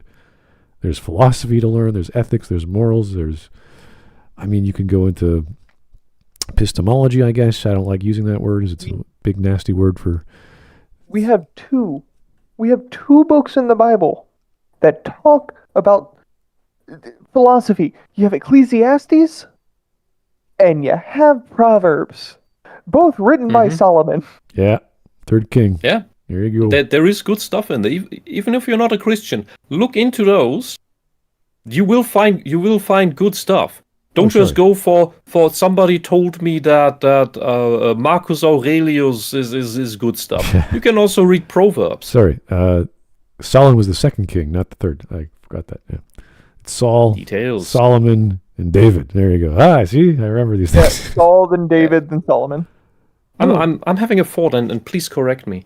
Could it be that because he doesn't understand what psychology actually is, he is making these weird there's this false dichotomy here? Because the way I understand the field of psychology is that it is the logic of emotions. It's trying to get strip away all the metaphors and look at what are the actual mechanics beneath it all. In a way, that's one way of putting it. Yeah. Yeah, and when you have these stories, they have all the padding so that it's digestible, because the scaffolding beneath that holds all this together, that is the actual cogs and wheels, that is not very digestible for most people, especially when they're young. You need something to grasp that you can hold on to, and that is things that you understand, things that you know, and that is metaphors, because metaphors relate to life. Yeah, Does that make sense? The boy who cried wolf is always a thing I remember mentioning as a kid, because we had lots of kids running around and they would tell tall tales, and then it's like, oh, there we go. He's just crying again. Not that he was literally crying. He was just sharing a tall tale what happened around the block. And you're like, yeah, sure. So, yeah, we use these to explain things, to get on with life, and to wrap our head around a scenario we've never encountered. The story of the boy who cries wolf is a great example of how it is itself an example of the mechanics beneath it. Because you can't tell the mechanics rationally of the boy who cries wolf to a child, and it will just think, maybe I can still get away with it. Maybe I can still get away with it. But when you tell the story with all the elements, on top of just the mechanics, that it's a wolf. It will eat everybody. It will eat you when the real one is coming, and then nobody believes you. That's something you can understand, because you understand the threat of a wolf. All right. It also teaches that your words carry consequences. If you continue to do one thing for so long, people will just believe that you're doing that one thing, even whenever it could benefit them to listen to you that one time. Yeah, lies come back to bite you. Okay, let us keep going. Such as Oprah Winfrey, for example, who Sigmund Freud of our time, can also claim a Christian identity. For her, Christianity is secondary. It's just an accessory to the primary authority of therapy, personal insight, or scientific rationality. And it was during the lockdowns the ramifications of all these tendencies became painfully clear. Your religious practices were subordinated to the dictates of psychological or technological authority, and Christians were not exempt from this. We were all told to trust the science. You mean the government? Technological what? Okay, never mind. The churches were subject to the government. Everyone was. Unfortunately. They couldn't say no. Most of us complied without question. Christians included. We treated government mandates and public health guidance as ultimate arbiters rather than measuring them against Christian foundations. You don't need Christian foundations to argue against the government. It's just like, what the hell are you doing? Why are you doing this? This is too much. We think this is going too far. It's silly. It's not how it works. Especially whenever they started shutting down churches and preventing people from going to church because of the lockdowns. Then we had our wonderful trucker rally where the guys who actually got the shot said, you don't need to do this, that no one's sick, we're fine. In fact, most of us that have got the shot are okay, we're good, leave us alone, we're good now. Go And on. anyone who had actually paid attention in biology in high school and beyond knew that what they were telling about how this stuff works, how your immune system works, was complete bollocks. I don't know why he's taking the Christian Foundation route, saying, if only we listened to the Bible, we wouldn't be put up with this. I was like, okay, that's weird. To show how faith has become measured by comfort, by convenience, and by emotional validation, rather than in obedience to the living God. Where is that coming from? What are you talking about? You can have obedience to God and still be part of society. What's emotional understand his validation? point here. What is he talking about? Yeah, I don't know. The very authority of Christ was deferred to the authority of the experts, What?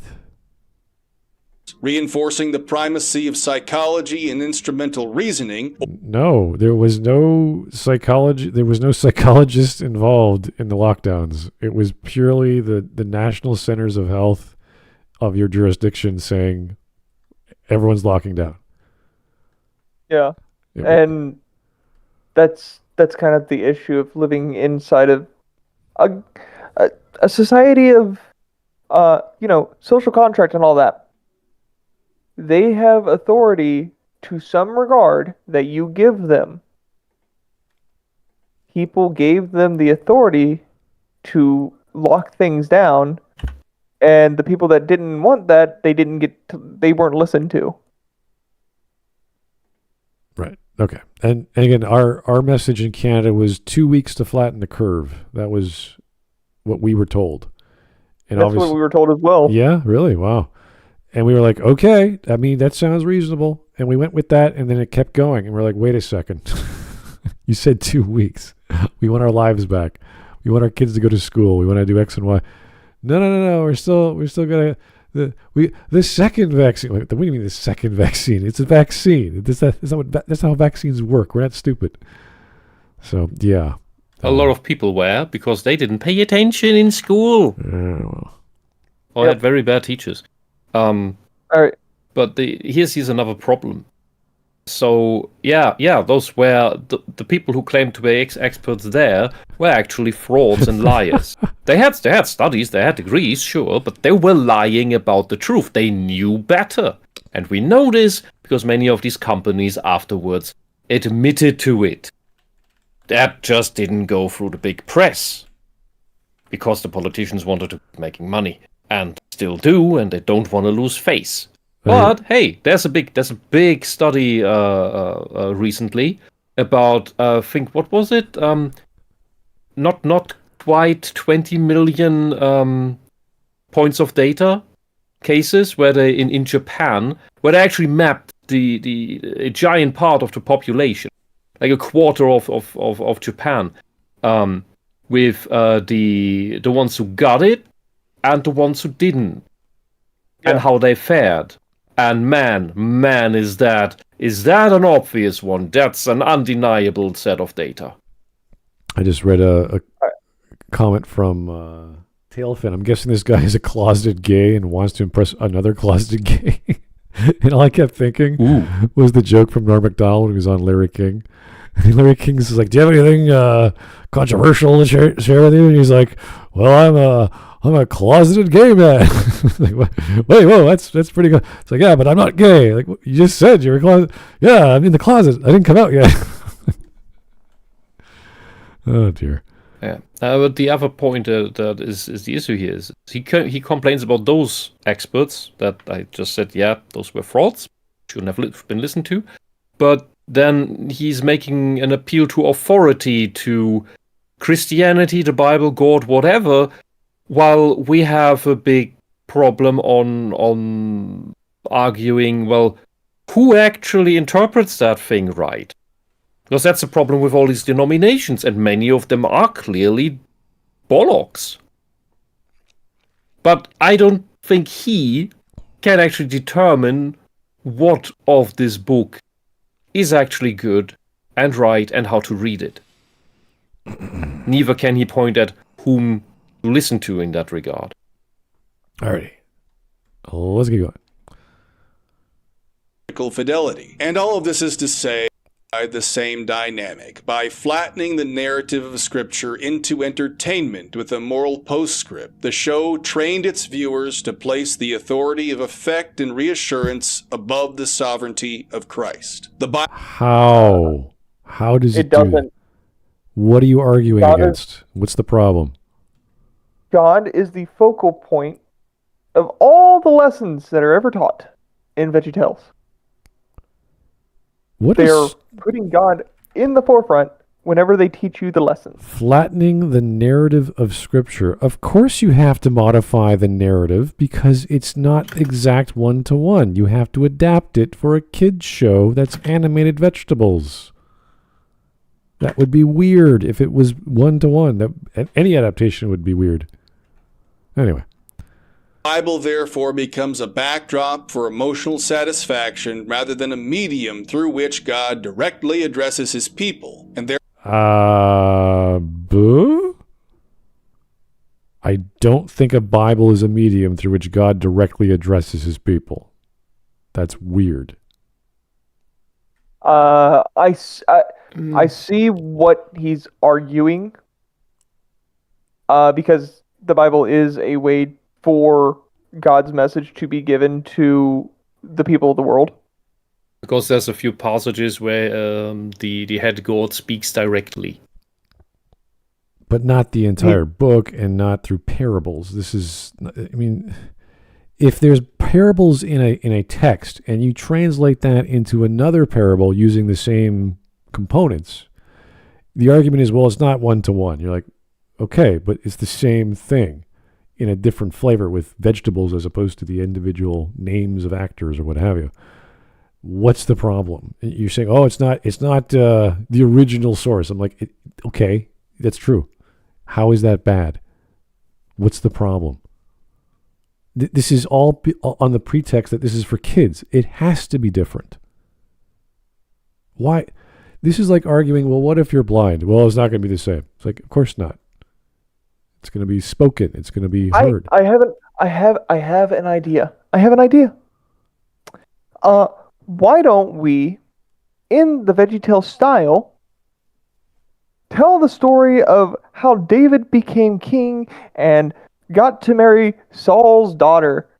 Let's tell the story of how he got the foreskin of 500 men. Ew. Yeah. Because to make beauty products? No. No, to prove that he killed 500 men. He could have taken in the combat. ears. Nope.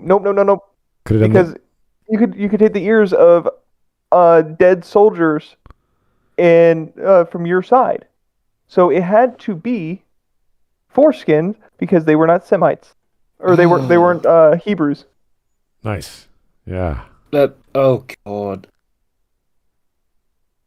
Anyway, I so hate that practice. We got 2 minutes left, so we're almost there. He is reduced to philosophy or psychology, and theology is reduced to philosophy. Okay, guys, if you don't know the history of philosophy, philosophy kicked out theology thousands of years ago. They said, no, this is no longer part of us. You can do your own thing. I'm literally studying theology in school. Yeah. It is a philosophical framework. Oh yeah, it is about philosophy. It has it, but it's not part of a body of its own. Like if you study You could philosophy, say- you don't study theology. Like there's nothing. You there. could say you could argue that philosophy has crystallized out of theology to better make sense of it and the world. You use all kinds of. I mean, I have family members who went through seminary school, and they would have to learn all kinds of other saints and philosophers to study theology. So yeah, it's part of it. But if you study philosophy, if you want to get a PhD in philosophy, you will not touch theology. It's a totally different department. Mm-hmm. You will look at like Thomas Aquinas and a few other guys like Bishop Berkeley and these guys who were religious, and they definitely had ties to their religion and their philosophy. But it's nothing. There's no argument to be made. There is no spiritual argument. There is no. I mean, the first thing we learn is the 5 arguments against the existence of God in the first year. It's like, okay, we get it. No big deal. But yeah, theology is its own thing. Well, that is mainly against the anthropomorphic version of that. Because when you look into things like Taoism, Lao Tse, it's basically philosophy with a spiritual overhead. I know, but even religious studies is not theology. It's its own body of work. And that's a historical account of what it is and what is done. So theology is specific to an individual religion or an individual practice that if you're going to become a priest or what have you. So yeah, and it's more if you study theology, and I've talked with some theology students, the way they talk and think it's very limited within their own soup, where they believe that their thing is right and everything else they kind of laugh about in a sort of arrogant fashion, and they're not really thinking. They're not actually studying religion. They're learning religion. So then that's a different thing. And maybe that's just a local problem, but for my theology classes, we are told to go and look into arguments for and against, and weigh both of them and come to our own conclusions. Not very good. Not just a predisposed solution to the issue. Very good. So that's different from what's happening here, as far as I can tell. Yeah, we're told to use logic and reason. Good. Okay. I pulled a bit back because I had to I need to hear that line again that he said there. Okay. Ready? Let's go. Yeah. Psychology and covenant with God is reduced to sentiment. This orientation has had profound cultural consequences. It all helps explain the contrast between our forefathers and ourselves. You know, our forefathers, they recognized their place in history, or they seemed to anyway. They understood their obligations to God and to their neighbors, to the extent that they were willing to sacrifice themselves for freedoms rooted in truth. In contrast, look at us today. We've been trained to turn inward, to obsess over our own personal fulfillment and self-consolation. Often that's not what turning inward means, you buffoon. Yeah, that's a really strange way of saying turning inward. Do you mean inward in the...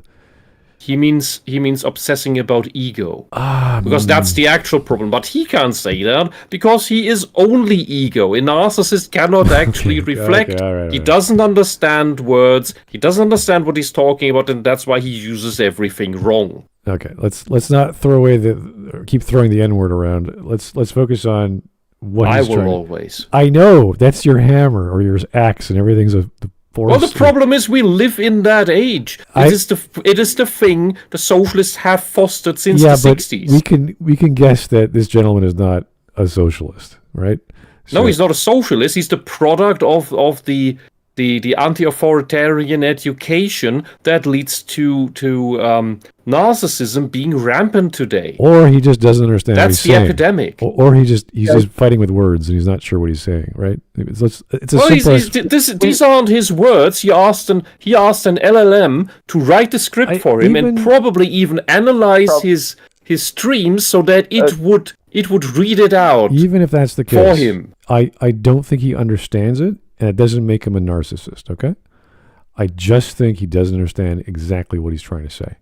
Because there's too many words, and something's not connecting. And I get what he's trying to get at. Like he's saying, okay, back in the day, our forefathers were way more down to earth and realistic, and they believed in this and that was good enough for them. You're like, oh, okay, great. But nowadays we're looking inward, and you're like, wait a second, that doesn't make any sense. Exactly. Yeah, we're looking inward. We're philosophical. We're personal. We're trying to better ourselves. We're like, okay, that's wrong. Wait. Anyway, words have meaning. We got to be careful with them. We have a minute 20 left. Yeah. We navel gaze. We the shaping of our conscience to science, to therapy, or to popular culture, all the while waiting passively for some promised apocalypse or Okay, whatever. a rapture to resolve our anxiety. So we do believe in the rapture. That's rather religious of us, isn't it?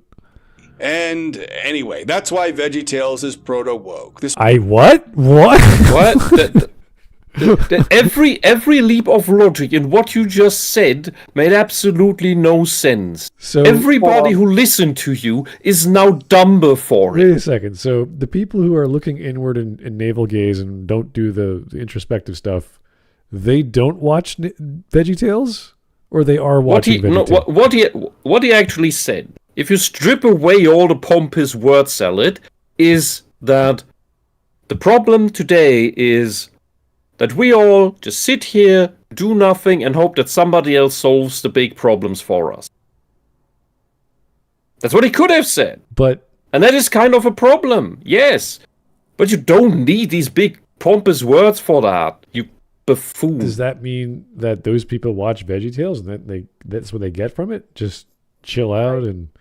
I don't know what Veggietales has to do with any of that. How is it proto-woke then? I don't understand. It's a non sequitur. Yeah. He just says random things and that's why it is the thing.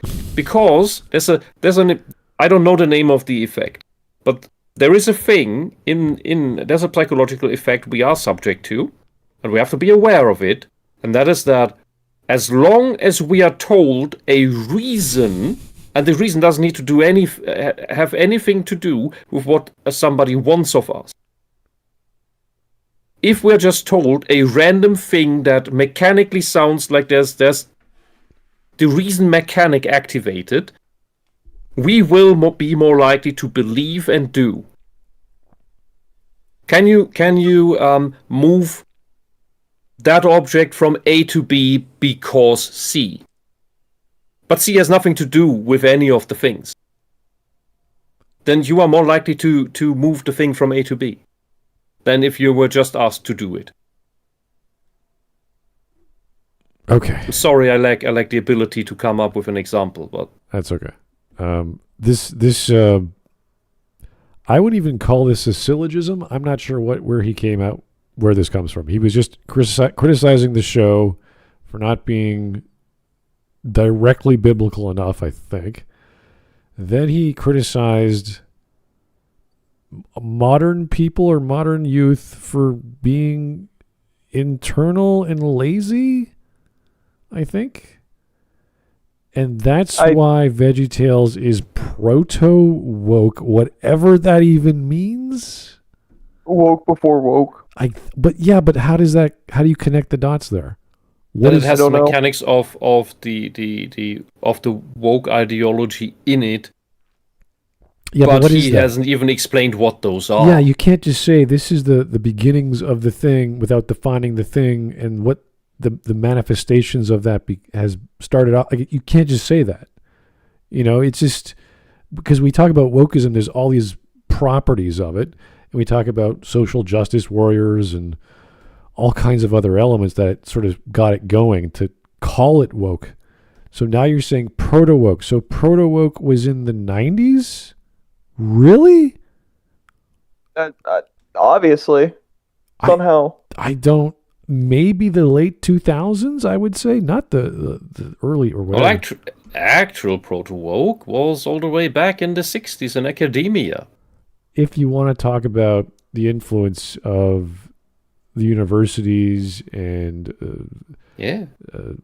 neo-Marxism and etc. And even more Proto-Woke was all the way back in the French Revolution, where they abided by the dogma of all people. There can only be justice before everybody be equal before the law if everybody is actually identical. Now, so they had to, that's where they took the dogma, where they derived the dogma from. Well, that it's not just that we are different, but we treat each other as equal before the law, and nobody above the law.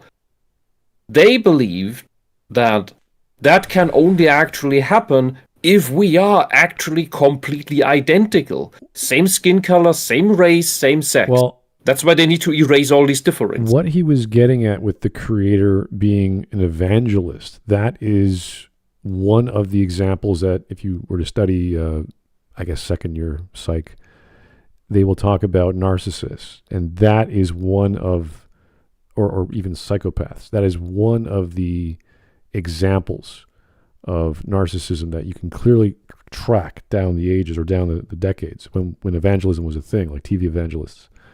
That it's like, oh, who would fit the profile for someone who would want to do that and do it in the way that they're doing it? Like they say they have magical powers and the Lord speaks to them, and the Lord is telling me to. Sorry? Kenneth Copeland. I don't know the history of it, but I remember being looking at these things and saying that's a weird, because we were studying psychopathy and other things that would make sense, and I thought he was going to take the angle of, well, because the creator is a narcissist, potentially psychopathic, that this influenced the show somehow, and I'm like, okay, let's see that connection. Where's the example there? And nothing. And there can be like two types of evangelists. There can be the people that evangelize, and then there's the evangelist. The evangelist is the people that you see outside of anime conventions that are shouting at the top of their lungs that everybody there is going to go to hell, and not actually having conversations with people. Evangelizing is having a normal conversation with somebody and just steering it in a way that gets both people's worldview and is just like a back and forth on not really a debate, but just a conversation about how the worldviews differ. So is the woke equivalent to the evangelizer Big Red screaming about the patriarchy being everywhere, and that screaming at the sky stuff? Yeah. There you go. I don't like evangelists that are the ones that are on the side of the road and just shouting that people are going to go to hell. That they're not helping anybody. The people that help are the ones that have a normal conversation with you. Okay, let's finish this up. We got Axton Zero for the 5. Thank you, sir. Incredible. Every word of what you just said was wrong. Proto-Woke is a term that's kind of redundant unless it refers to pre-internet culture war. You'd have to frame that in a certain date, because I don't know. I mean, you're talking about the early 90s. So, culture war, the early 90s, late 80s? I don't know. Culture war was defined by Trotsky. Yeah. Well. No, Gramsci. Both? The Enlightenment is proto-woke. Oh, yeah. Yeah, sadly. Secularism, it pretended to be about reason and rationality, but in the end it was just this stuff wrapped in that. All right, 1 minute. Let's go. The answer you're expecting, but if you want something more overt, let me leave you with this. Consider the episode The Gourds Must Be Crazy. It was released back in 1997. I was 10 years old at the time. And anyway, you have the character Junior Asparagus, who encounters two very eccentric gourds, characters we are repeatedly told by the other characters are just weirdos. And what's the moral lesson of that episode? Well, Junior Asparagus is taught to accept them, to tolerate them, to find them amusing and safe. A lesson framed not in covenantal terms, not in obedience to God, but in... Wait. Why would you need to have covenantal terms to be tolerant of your neighbor? What? That is covenantal. that is covenantal. Not in He a, interprets the gods as weird foreigners that are super incompatible. just God. not in obedience to God. Okay, what would it be obedience to then? What are you talking about? Authority figures? Your it teachers? is- Treat thy neighbor as thyself. Is it that hard? That is part of the covenant. That is part of the teachings. It's still there. And you're going to say it's not. Yeah, if he were to teach the first, it could be like, okay, how do we have guys worshiping not the Lord? You're like, okay, how do we present that in a fun, goofy way? And you could, but it's not really, it's not easy. It's not an easy sell for kids. You don't want to start fights. That's a pretty big one. So you probably want to shy away from that first commandment. Yeah. But the other ones are a little more easier to wrap your brain around and have fun with. So he's concerned it's not, oh, you must love your neighbor because you love God. It's like, well, okay. That's a bit confusing for kids, but you could try. Like the funny thing is that in all good cultures across the globe and throughout time, hospitality has been the highest good, and the violation of it usually been treated as the greatest sin, whether you use those terms or not. And love thy neighbor is a variant of that, or an extension of that.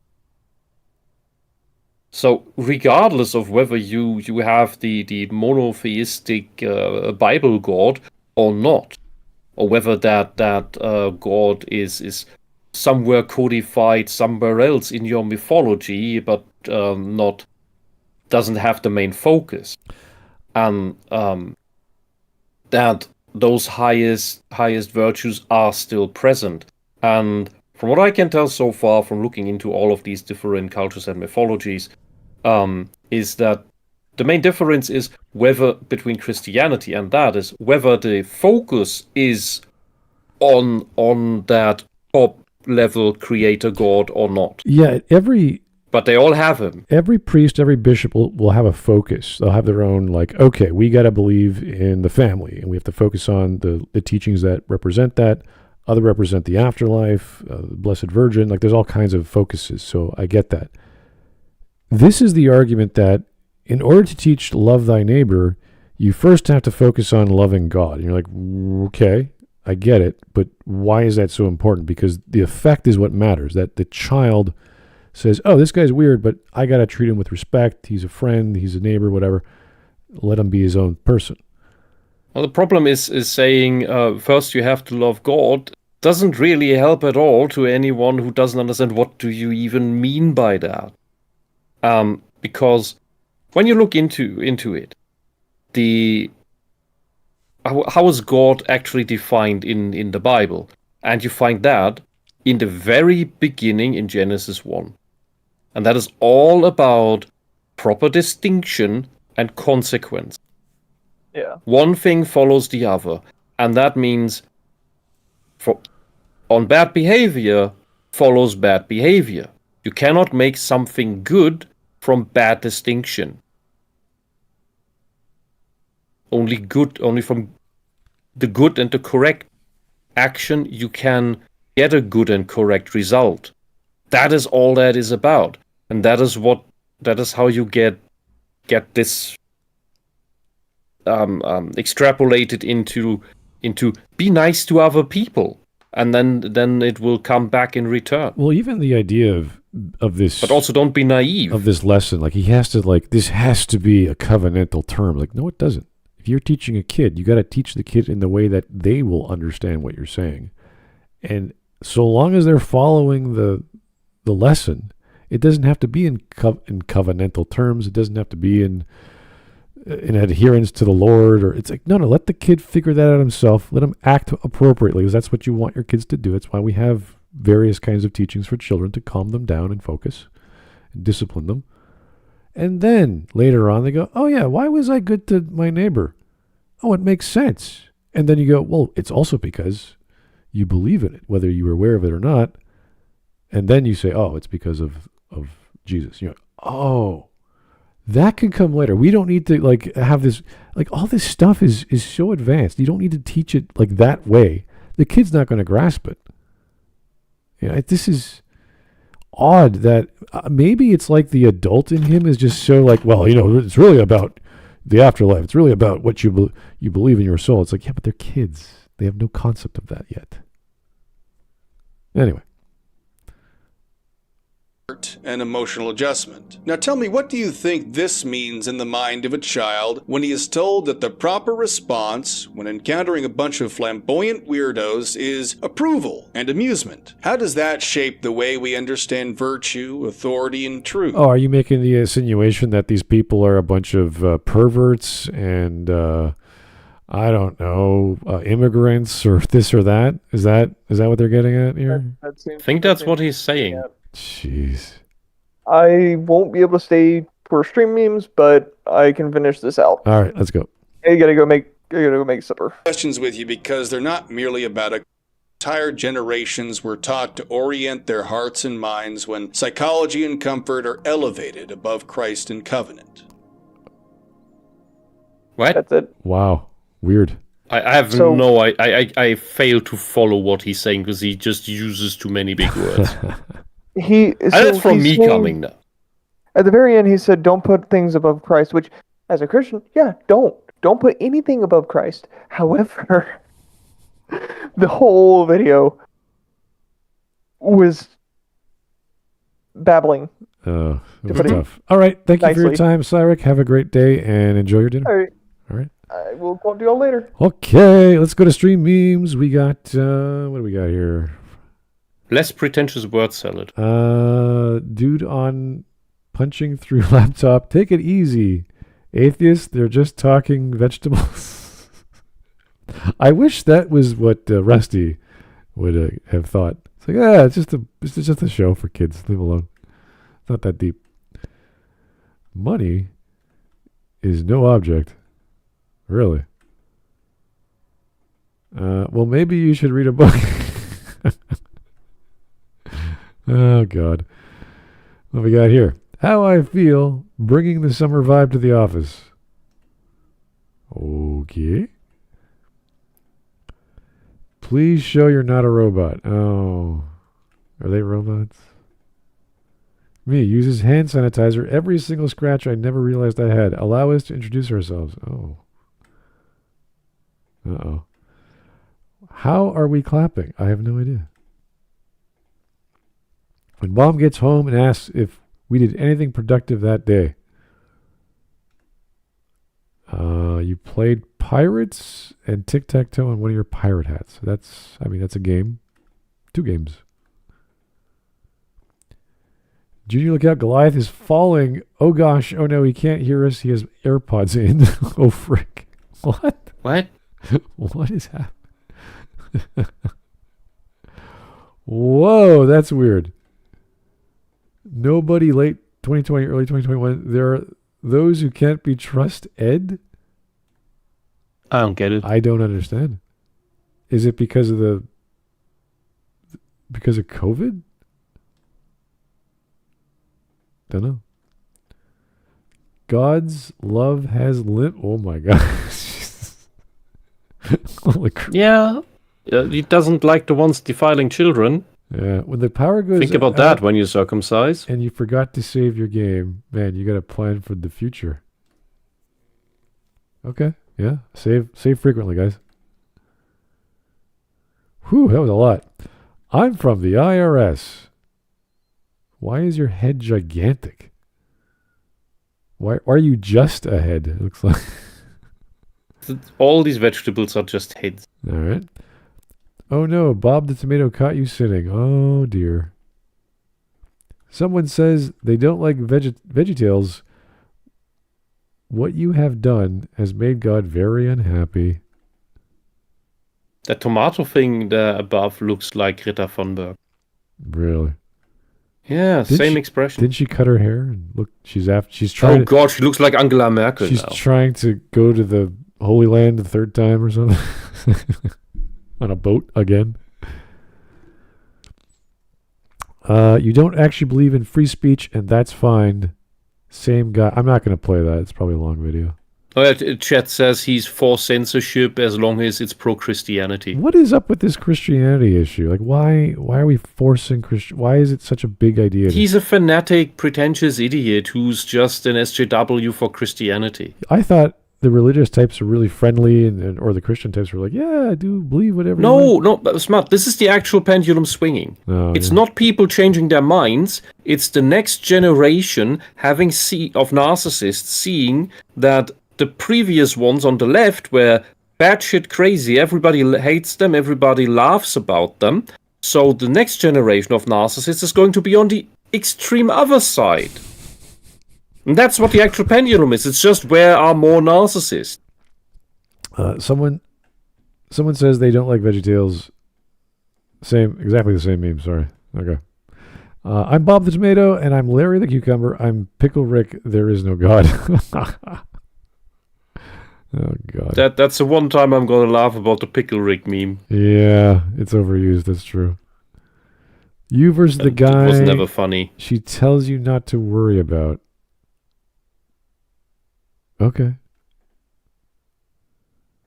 Banishment to the island of perpetual tickling. Oh no. That'll get boring quick. What is this? Oh, it's the guy with the feather. Oh, he's going to tickle Oh no. you. Oh dear. More Wow, you guys have so many. Veggietales. So humans do exist in this world. Oh, God. Tries to teach Bible stories. Silly songs are more popular. Really? My favorite Ashoka. Sorry. My favorite Ahsoka cameo by far. Haha.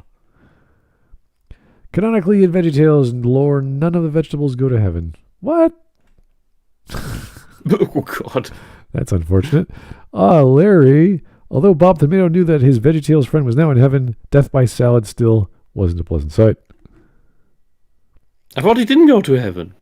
V on right-wing censorship types like what the God. Okay, this is a clip, so it should be quick. Let's see if it plays. People are telling me, no, you don't understand, like, we need our guys to dominate them so they don't dominate us. I understand that. Okay, like, that mindset I would get. But your guys aren't in power. You're getting dominated by the starmer, right? Like, two-tier Kier is the big man now. He is the man sitting on the throne, dominating you. And you're like, you know what? He needs more power. And I'm like, from a logical point, right? Like, I'm not talking politically, I'm not talking philosophically, it's simple logic. How does it make sense? Mm-hmm. Do you think, like, Keir Starmer is a better daddy for your children than you? Do you think Keir Starmer cares so much about your little kid? All right, fair enough. Get what they're saying. Christ is... Yeah, Ned Flanders. Okay, thank you, Ned. Ned Flanders was awesome in The Dark Knight. Yeah, he was. And from Jupiter in the future, make sure you cut off the SI tag at the end of the link. That's just a tracker for you to figure out who is sharing videos with whom. Never knew you were such a Beatles fan. Of course I am. They were bigger than Jesus. Ha ha. Oh my God, so many memes. The complacency of fools will destroy them. Proverbs. Get out of my house. Exodus. Okay. Sure. Oh, this is a group of stories by Hans Christian Andersen. A religion, a type of dessert. Why is Mario reading the Bible? I don't get it. Yeah, must be some teaching book. Yeah. Here we Somewhere. have... What the hell? That is amazing. I love this. That is... Okay. That's beautiful. A quick reminder that Kenny from South Park was honored with a golden Keanu Reeves statue for defeating Satan's army of darkness and saving the whole universe. What? That's cool. We'll give you... I haven't seen that season yet. I think I I won when season 21 came out. I think I binge watched all of it, and haven't watched it since. Oh. Do y'all see this? I don't know what this is. Be Christian animation notoriously awful in the 80s and 90s. It suddenly dropped two of the hardest pieces of animated media ever. Drop off the face of the earth. What happened? What was two of the hardest pieces of animated media ever? What was that? No idea. The other thing is Prince of Egypt. Oh. All right. We will not bow down to the giant bunny. It's treason then. Okay. The Simpsons out here stealing plots from Veggietales since 1999. A chocolate bunny who put this wicked idol in the collection plate. Oh. Wicked idol. Kirby Short the Bibble. All right. Yeah. I'll watch that later. Kerbal. No, it's just 7 seconds. It's 7 seconds. It's 7 seconds. The Bible. This is the Bible. You question the words of the mighty Jimmy! Why the ear rape? Wow. All right, that was weird.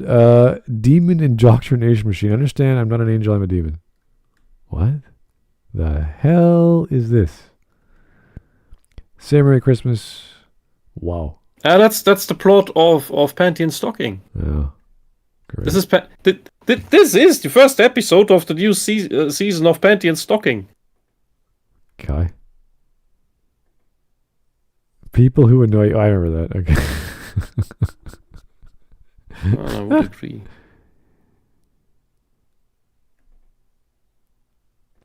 It was nice to meet you. Now go away. Okay. There, we're done. Woo! All right. Time, if you guys are in the western part of the world, time to relax, maybe make dinner like Cyrix did, or call it a day. Do we have any more? Did I miss Super Chats, guys? I don't think so. Maybe I did. Oh, I did. This was from Frog Jupiter. Okay. Thank you again for the 5, sir. In terms of actual evangelism, I had met a Catholic who explained that it was the fulfillment of the natural religion, as well explaining the context of the Founding Fathers with the First Amendment, where the goal is to protect natural religions, monotheism, monogamy, i.e. not Satanism. Yeah, but Satanism didn't exist at the founding of America. That was an official religion in like the 50s or 60s. I can't remember when. The Founding Fathers were mainly Aristotelians, which is why they enshrined the Second Amendment as much, because they understood that democracy is garbage. The only thing that makes it somewhat work is if everybody is armed and thus can hold the government in check, and that is what makes the most positive, the virtuous form of the democracies, the free state, happen. That is why you need that. All right. And the natural religion is not monotheism. Everybody believed in the creator God in some form. However, if you look into the oldest creation myths, they all have the elements of creation as their own gods. Like you look into the old the Octoad of the Egyptians, the Old Kingdom. You have the void, you have the primordial chaos, you have the one who sorts it all, the breath of life, but they're all their own gods.